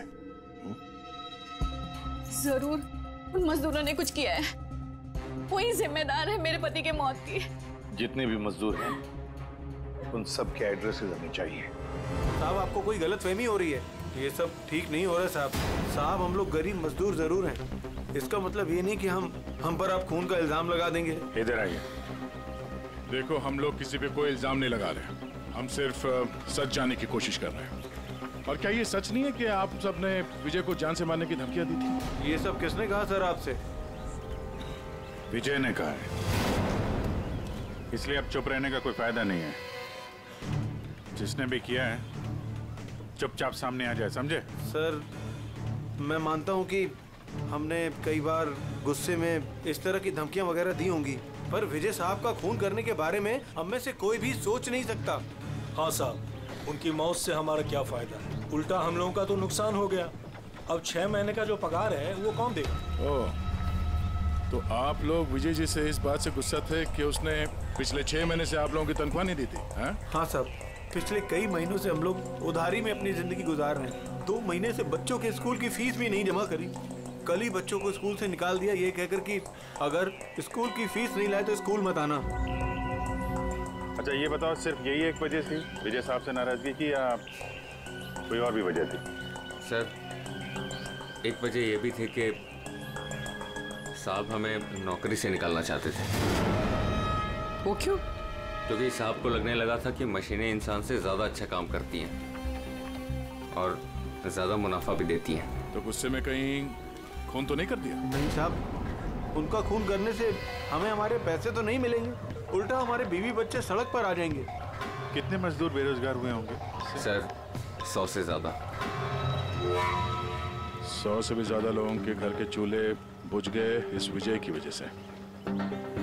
मतलब इन 100 लोगों में से कोई भी हो सकता है जिसने विजय का खून किया। पता लगाना पड़ेगा इन सब मजदूरों के बारे में, कौन कौन कहाँ था कल रात। हाँ फ्रेडी, कुछ पता चला मजदूरों के बारे में? कहाँ थे वो विजय के खून के वक्त? सर अभी तक सबका पता नहीं चला सर, प्रोसेस चल रही है। सर हाँ पूर्वी? सर एक ऐसी बात पता चली है जिसका विजय की मौत से कोई कनेक्शन हो सकता है। क्या बताओ जरा।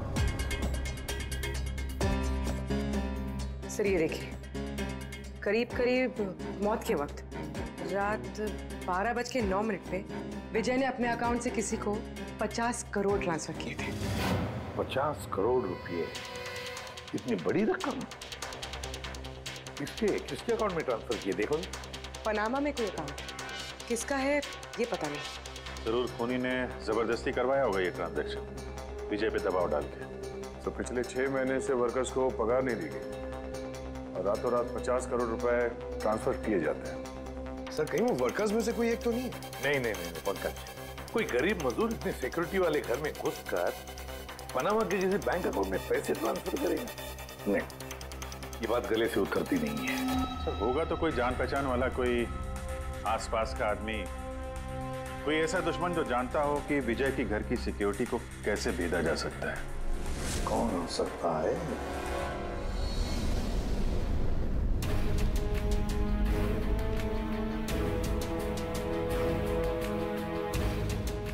जैकलिन,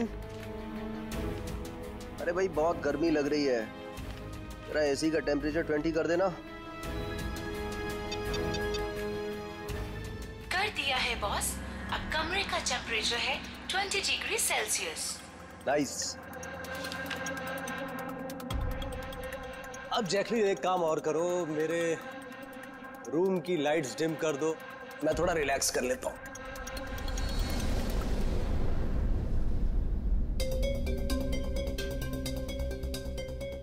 जैकलिन, अरे तुम्हें याद है ना कल मेरी दुबई में मीटिंग है?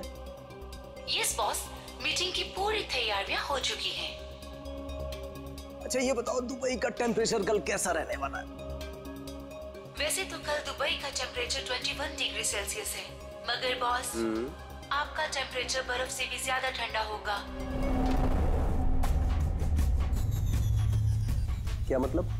मतलब बॉस, लाश का टेम्परेचर ठंडा होता है। What? लगता है तुम्हारे सॉफ्टवेयर के साथ किसी ने छेड़छाड़ की है। ऐसा भद्दा मजाक? ये मजाक नहीं है बॉस, ऐसा सच में होने वाला है। वैसे आपकी कोई आखिरी ख्वाहिश? Shut up! क्या बकवास है? कौन है? कौन है? बाहर आ जाओ। बॉस, हम दोनों के अलावा यहाँ कोई नहीं है। वैसे आपको मेरी कंपनी पसंद है ना? Shut up!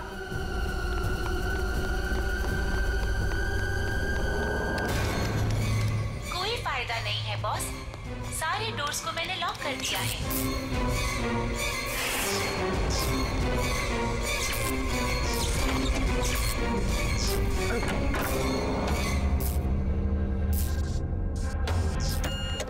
बॉस, आप अंदर कहाँ घुस गए? चलो बाहर आ जाओ। कौन है तुम?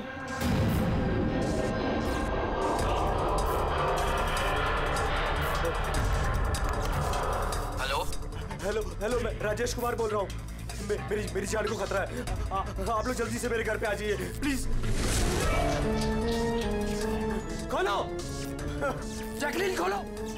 बॉस, दरवाजा तभी खुलेगा जब आप मेरी एक बात मानोगे। बोलो तुम्हें क्या चाहिए? क्या चाहिए बताओ, मैं तुम्हें दूंगा। ठीक है, तो अब अपना लैपटॉप खोलो। लैपटॉप? हाँ हाँ हाँ हाँ, बोलो। उसकी स्क्रीन पे एक बैंक अकाउंट नंबर दिखेगा। है, नंबर है। अब इस अकाउंट नंबर पे 50 करोड़ ट्रांसफर करो। 50 करोड़? वो भी इतनी बड़ी रकम? 50 करोड़ आपकी जान से ज्यादा है क्या? नहीं, मैं दे दूंगा। मैं तुम्हें 50 करोड़ दे दूंगा। ट्रांसफर कर रहा हूँ।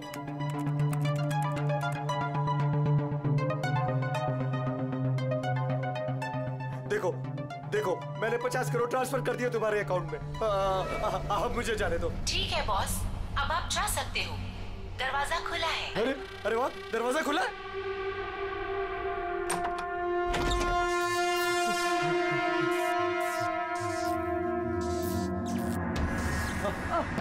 बॉस, मैंने आपको बेवकूफ बनाया। फोन की दूसरी तरफ मैं ही थी। आपकी मदद करने कोई नहीं आएगा।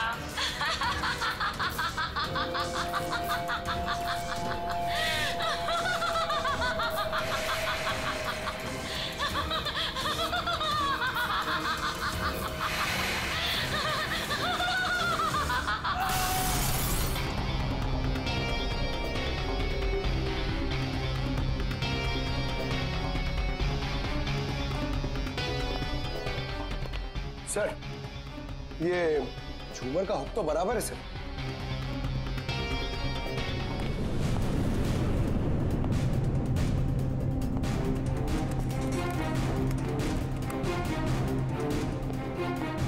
सर ये देखिए, बेडरूम का सीसीटीवी फुटेज।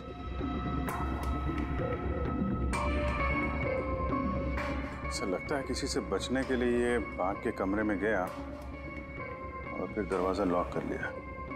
एक बार इस राजेश की वाइफ से बात करते हैं।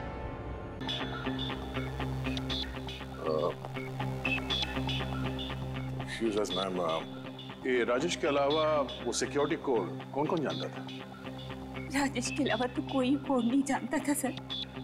यहाँ तक कि उन्होंने मुझे भी कभी नहीं बताया था। सर, ये खूनी को कोड कैसे पता चला? और वो अंदर आया कैसे? एक मिनट,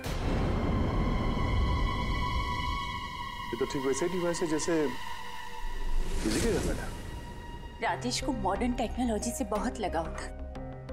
मशीन, गैजेट्स वगैरह सबसे हमेशा अप टू डेट रहते थे। इस घर को स्मार्ट होम बना दिया था उन्होंने। हर मशीन को उनकी वर्चुअल असिस्टेंट जैकलीन ऑपरेट करना जानती थी। एक और कॉमन चीज है विजय और राजेश के बीच में, टेक्नोलॉजी से लगाव। मैंने एक मैगजीन में पढ़ा था कि राजेश इस बात का समर्थक है कि मशीनों को ऑफिसेज और फैक्ट्रीज में इंसान को रिप्लेस करना चाहिए। और उन मजदूरों को भी इसी बात से तकलीफ थी विजय के साथ।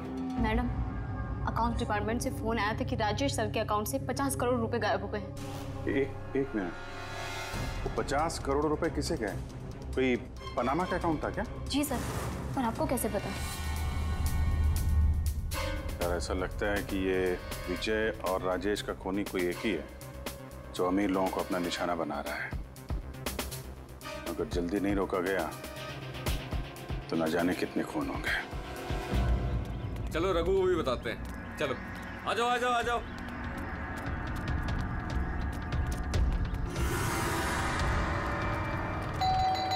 रघु भाई दरवाजा खोलो। रघु भाई, अरे रघु भाई दरवाजा खोलो।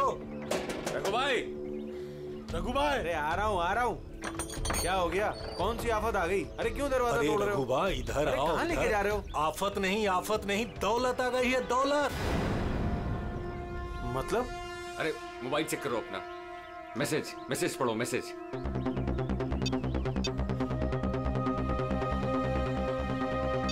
₹10 लाख आ गए मेरे अकाउंट में, लेकिन कहां से? ये मेरे अकाउंट में किसी ने 10 लाख रुपए डाले? सिर्फ आपके अकाउंट में नहीं भाई, हम सब के अकाउंट में 10-10 लाख रुपए आ गए। 10-10 लाख। रघु भाई माला माल हो गए हम सब। अब ना जिंदगी का कोई भी सपना अधूरा नहीं रहेगा। मैंने तो सोच लिया भाई, एक महंगी सी गाड़ी लूंगा।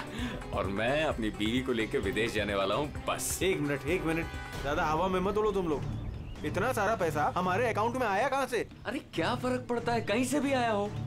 मुझे तो कुछ ठीक नहीं लग रहा है। मुझे लग रहा है कि हमें सीआईडी को बुलाना चाहिए। वो कहते हैं ना, ऊपर वाला जब भी देता है तो छप्पड़ फाड़ कर देता है। ऐसा ही कुछ हुआ है बरोड़िया बस्ती में रहने वाले गरीब मजदूरों के साथ, जहां कल तक इनके पास खाने को एक एक दाने तक नहीं थे। आज उन्हीं मजदूरों के अकाउंट में किसी नेक इंसान ने 10 लाख रुपए जमा करा दिए। हालांकि पैसे देने वाला कौन है और कहां से इनके अकाउंट में पैसे आए हैं, इस बात का खुलासा अभी तक नहीं हो पाया है। सर, पूरा का पूरा पैसा उसी पनामा वाले अकाउंट से आया इन मजदूरों को। ये लो 10-10 लाख रुपए है। ये जो भी है उसने पहले विजय और राजेश का खून कर दिया और फिर उन्हीं का पैसा, मतलब विजय और राजेश का पैसा गरीबों में बांट दिया। मगर सर, ये जो कोई भी दरियादिल खूनी है, आखिर इतनी टाइट सिक्योरिटी वाले घरों में घुसा कैसे? एक बात नोटिस की तुमने? ये विजय और राजेश दोनों के ही टाइट सिक्योरिटी वाले घर आर्टिफिशियल इंटेलिजेंस से चलते थे। और फिर दोनों के भी एक ही वर्चुअल असिस्टेंट थी, जैकलीन। हाँ सर, तो हो सकता है इस चालाक खूनी ने इस आर्टिफिशियल इंटेलिजेंस के साथ कुछ हैकिंग वगैरह की हो और इस जैकलीन को उनके ही मालिकों के खिलाफ प्रोग्राम कर दिया हो सकता है। ये जैकलीन वाला सॉफ्टवेयर किस कंपनी का है? सर, मशहूर कंपनी बीओटी टेक्नोलॉजीज के मालिक मिस्टर अरविंद। ये जैकलीन उन्हीं की उपज है। आई सी। तो इस जैकलीन के पीछे अरविंद है। अरविंद, आगे से मुझे किसी भी तरह के एक्सक्यूजेस नहीं चाहिए। Be serious towards your work. सरविन जी, हम लोग सीआईडी से आपसे कुछ सवाल पूछना है। सॉरी, इस वक्त मैं थोड़ा बिजी हूँ। तुम लोग कल शाम को 5 बजे आना। मिस्टर अरविंद, ज्यादा ओवर स्मार्ट बनने की कोशिश मत करो, समझे? 2 खून हुए।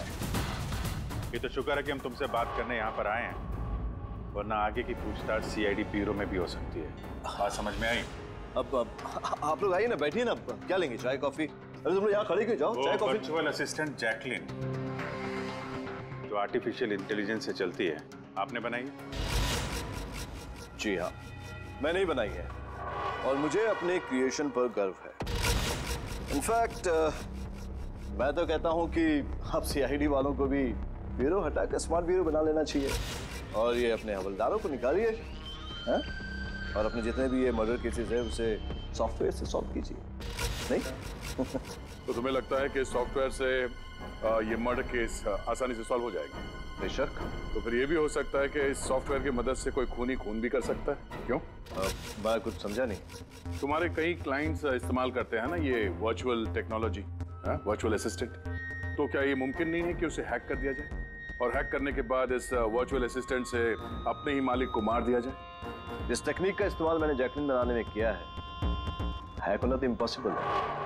अगर आपकी तकनीक इतनी ही फुल प्रूफ है तो उनके स्मार्ट होम के जितने भी गैजेट और जितने भी सिस्टम थे वो हैक कैसे हो गए? सर, मुझे लगता है कि उन लोगों ने सेटिंग में कुछ गड़बड़ी की है, वरना मेरा ये टेक्नोलॉजी तो एकदम फुल प्रूफ है। तकनीक चाहे कितनी भी फुल प्रूफ हो, सिक्योर हो, ये जो हैकर्स होते हैं ना, उनको ज्यादा टाइम नहीं लगता इसका तोड़ निकालने में।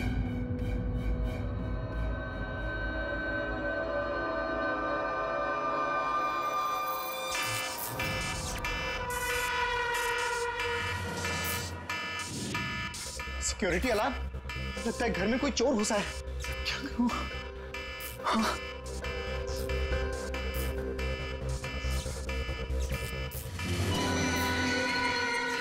ओह माय गॉड, इसके पास तो गन भी है।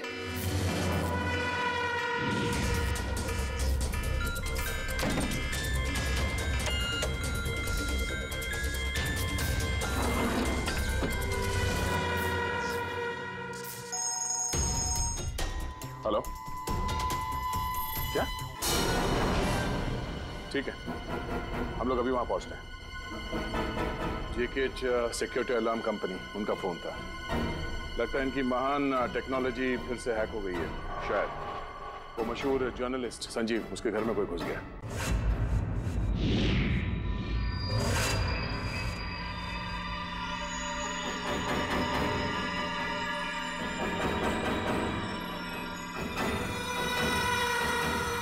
ये तो मेरे कमरे की तरफ ही आ रहा है।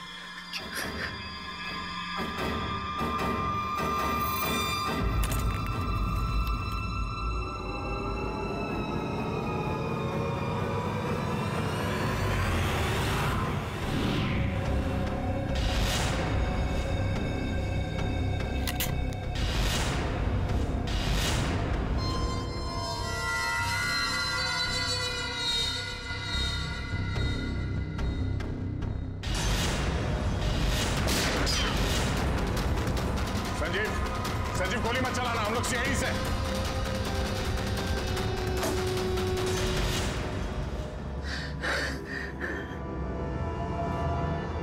सीआईडी? सॉरी सर, मुझे माफ कीजिएगा। मुझे लगा कि आप लोग उस मुजरिम के साथी हैं जो इस घर में आया है, लेकिन थैंक यू वेरी मच। आप लोग आ गए, इसके लिए मैं बच गया, वरना वो तो मुझे मार देता। कौन मार देता? यहाँ पे तो कोई नहीं था। किसकी बात कर रहे हो तुम? सर, वो यही था, दरवाजे पर तो था, देखा नहीं आप लोगों ने? दरवाजे के बाहर? हम तो वहीं से आ रहे हैं और आने का रास्ता यही है, हमने तो किसी को नहीं देखा। ये क्या चक्कर है? ऐसे कैसे हवा में गायब हो गया? जैकलिन माय स्वीटहार्ट, आज का दिन बहुत ही अच्छा रहा, बहुत ही मजा आया मुझे।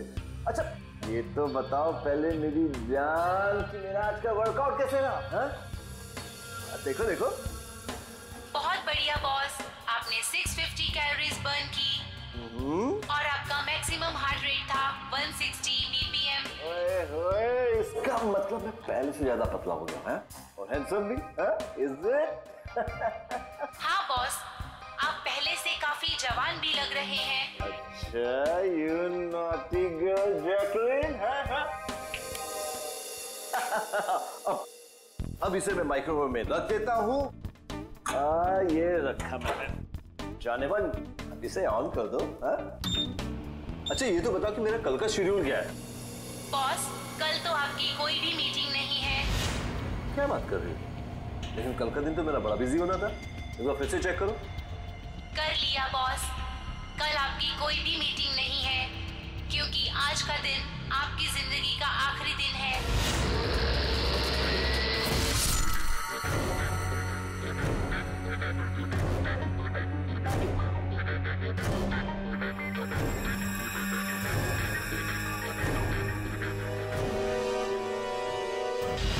बहुत ही गहरी चाल चली इस खूनी में।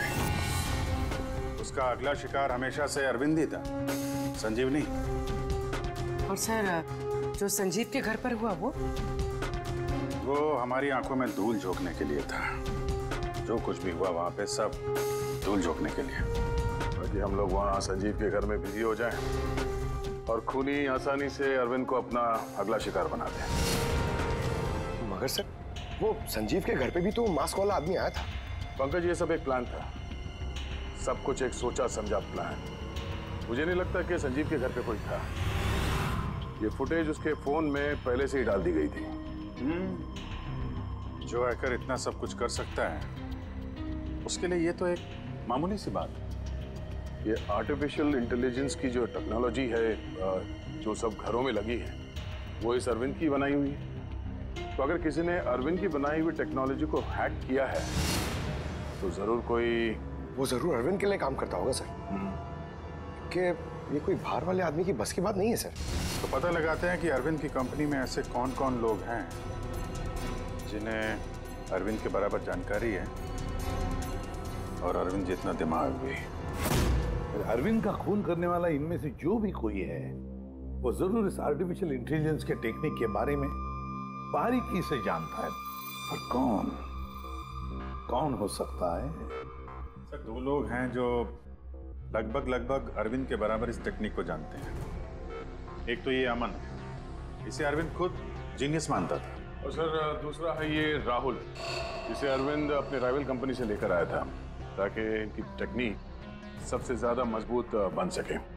और जितने भी अमीर दोस्त हैं अरविंद के, उन सबके घरों में ये सिस्टम इस राहुल ने इंस्टॉल किया था। और इससे पहले कि ये खूनी किसी और अमीर आदमी को अपना शिकार बनाए, हमें उससे एक कदम आगे रहना पड़ेगा। सर मुझे लगता है खूनी का अगला निशाना मेघना हो सकती है। मेघना? हाँ सर, ये मिस्टर अरविंद की बहुत पुरानी क्लाइंट है, अमीर है और आर्टिफिशियल इंटेलिजेंस टेक्नोलॉजी की बहुत बड़ी सपोर्टर। पूरी एक काम करो, जब तक खूनी पकड़ा नहीं जाता तुम इस मेघना के साथ रहोगी, और अभिजीत, दया, इस अमन और राहुल पर कड़ी नजर रखो। नहीं सर, कोई दिख ही नहीं रहा।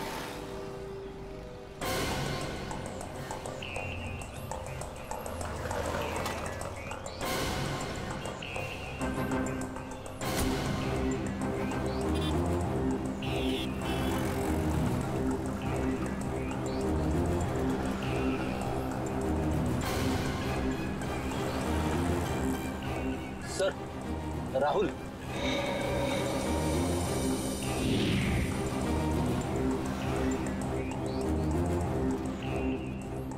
घर एकदम सुनसान है, ऐसा लगता है कि अमन घर पे है ही नहीं। चलो अंदर चल के देखते हैं।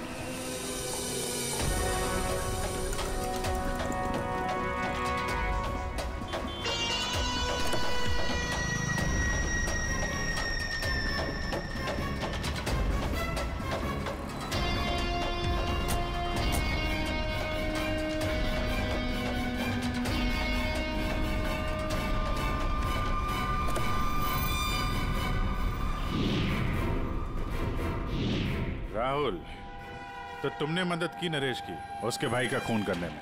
नहीं सर, मैं ऐसा क्यों करूंगा सर? सर भला मैं अपने भाई का खून क्यों करूंगा सर? अच्छा, तो यहाँ पे ये गुपचुप मीटिंग क्या चल रही थी? सर वो क्या है ना कि अरविंद सर की मौत के बाद मैं उनकी कंपनी में काम नहीं करना चाहता था, तो नरेश सर मुझे ऑफर दे रहे थे अपनी कंपनी में काम करने के लिए।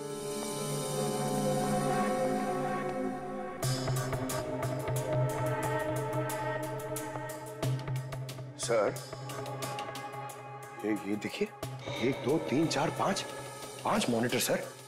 लगता है ये कंप्यूटर बहुत तगड़ा है। देखते हैं इस तगड़े कंप्यूटर में क्या क्या डेटा छुपा हुआ है।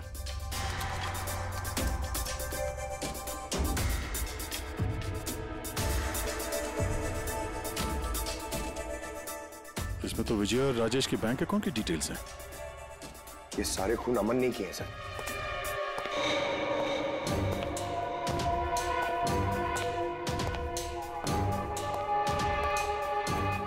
नमस्ते।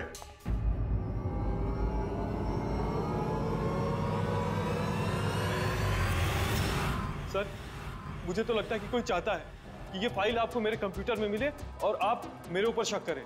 तुमको किसी पे शक है? कौन कर सकता है ये? सर पता नहीं, लेकिन मुझे लगता है सर कि अगर अरविंद सर का कंप्यूटर हैक हो सकता है तो दुनिया का कोई भी कंप्यूटर हैक हो सकता है सर, क्योंकि उनका कंप्यूटर किसी भी नेटवर्क से कनेक्टेड नहीं था। यानी अरविंद का कंप्यूटर जिस किसी ने भी हैक किया है वो उस वक्त वहां खुद मौजूद था, राइट?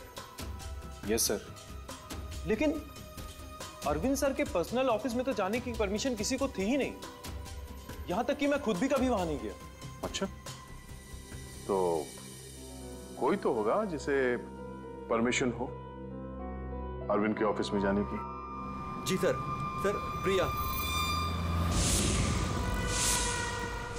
प्रिया कहाँ रहती है वो?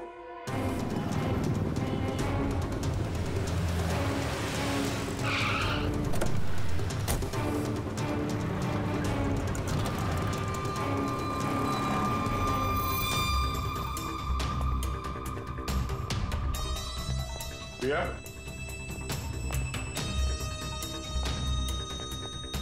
प्रिया?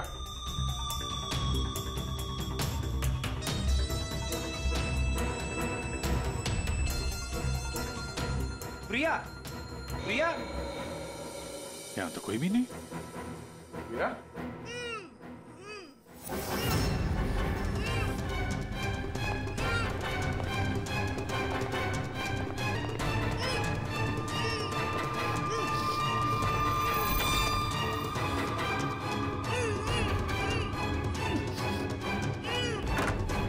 प्रिया, प्रिया,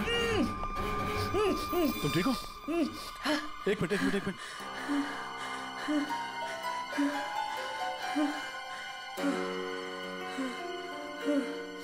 किसने किसने किया ये सब है? उठो, उठो, बाहर आओ।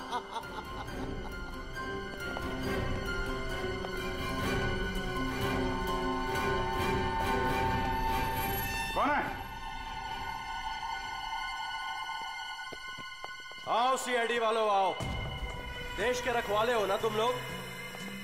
तुम में और मुझ में एक बात कॉमन है, मैं भी रखवाली कर रहा हूं उन गरीब बेसहारा लोगों की जिनकी बेरंग दुनिया में जहर खोलकर ये अमीर लोग अपने रंग बिरंगे महल खड़े करते हैं। और शर्म आनी चाहिए तुम कानून के रखवालों को कि इन कमजोर की मदद करने के बजाय उन लोगों को बचाना चाहते हो जिनका पाप का घड़ा कब का भर चुका है, मगर तुम बचा नहीं पाओगे। बस अब एक आखिरी शिकार बाकी है मेरा, उसे मार दूं फिर सुकून की नींद सो जाऊंगा। अगले 1 घंटे में ना वो शिकार जिंदा बचेगा और ना तुम सब।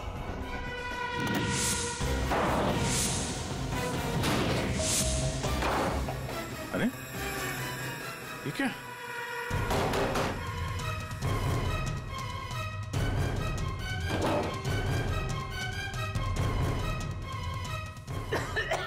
गैस? Oh no. ये क्या? जहरीली गैस?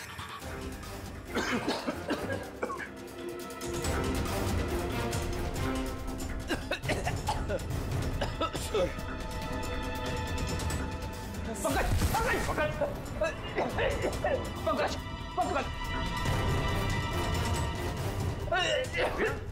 समाज ओके? बाहर जाने का कोई और रास्ता दिख ही नहीं रहा।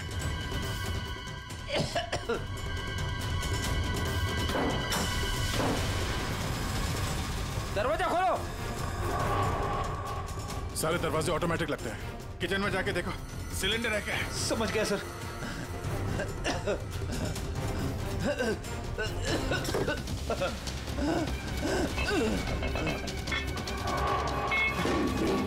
चलो। क्या? क्या?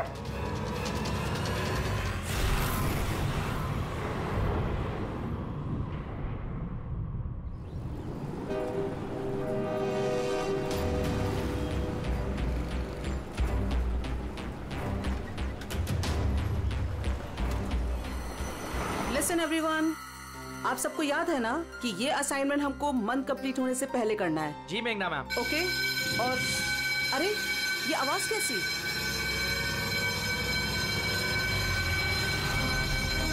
शायद आग लगी है मैम, धुआं भी आ रहा है। Come on fast, move everyone, चलो जल्दी निकलो जल्दी। अरे वो गिर गई, उसको उठाओ कहीं, जल्दी जल्दी जल्दी। मेघना, मेघना, पता नहीं ये सब कैसे हो गया? मुझे बहुत डर लग रहा है, प्लीज डू समथिंग। डरो मत, कुछ नहीं होगा। चलो चलिए।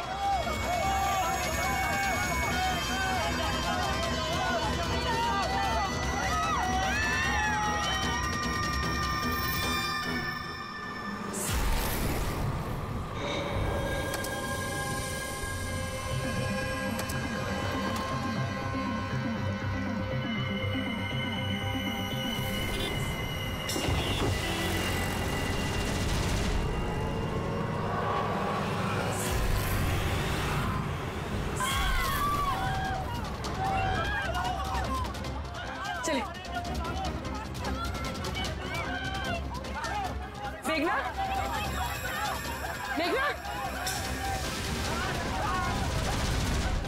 मेघना, किसी ने मेघना को देखा है?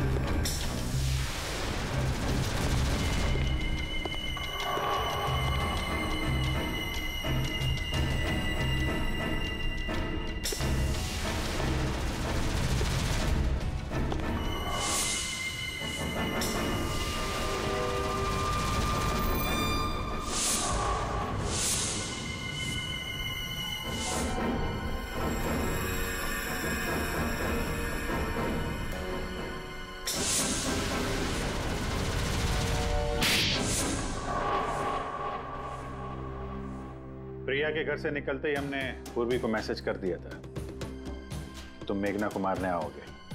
और तुम सोच रहे थे कि हम सब मर चुके हैं। लेकिन कंप्यूटर फुटेज मैंने खुद चेक किया था, मेघना उसमें अकेली थी। फिर आप लोग जिस तरह तुम सिक्योरिटी सिस्टम हैक कर सकते हो हम लोग भी कर सकते हैं। नकली फुटेज देखी थी तुमने, तुम्हारी मिठाई हमने तुम्ही को खिला दी। जिस वक्त तुम वो नकली फुटेज देख रहे थे असली कैमरा डिसेबल था और उसी दौरान हमने सेफली मेघना को बिल्डिंग से बाहर भेज दिया था। अब बताओ क्यों किया तुमने ये सब? हाँ, क्योंकि नफरत करता हूं मैं इस टेक्नोलॉजी से। मैं हर उस इंसान से बदला लेना चाहता था, उसे सबक सिखाना चाहता था जो इस टेक्नोलॉजी का समर्थक है। माना हर चीज के अच्छे बुरे पहलू होते हैं, टेक्नोलॉजी के भी हैं, लेकिन इस नई एडवांस टेक्नोलॉजी से तुम्हें इतनी तकलीफ क्यों?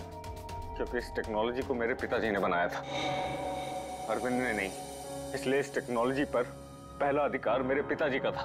यहाँ तक कि जैकलिन भी मेरे पिताजी का आइडिया था। अरविंद ने धोखे से उसका सारा क्रेडिट खुद ले लिया। उस इंसान की वजह से मेरे परिवार को इतनी गरीबी देखनी पड़ी।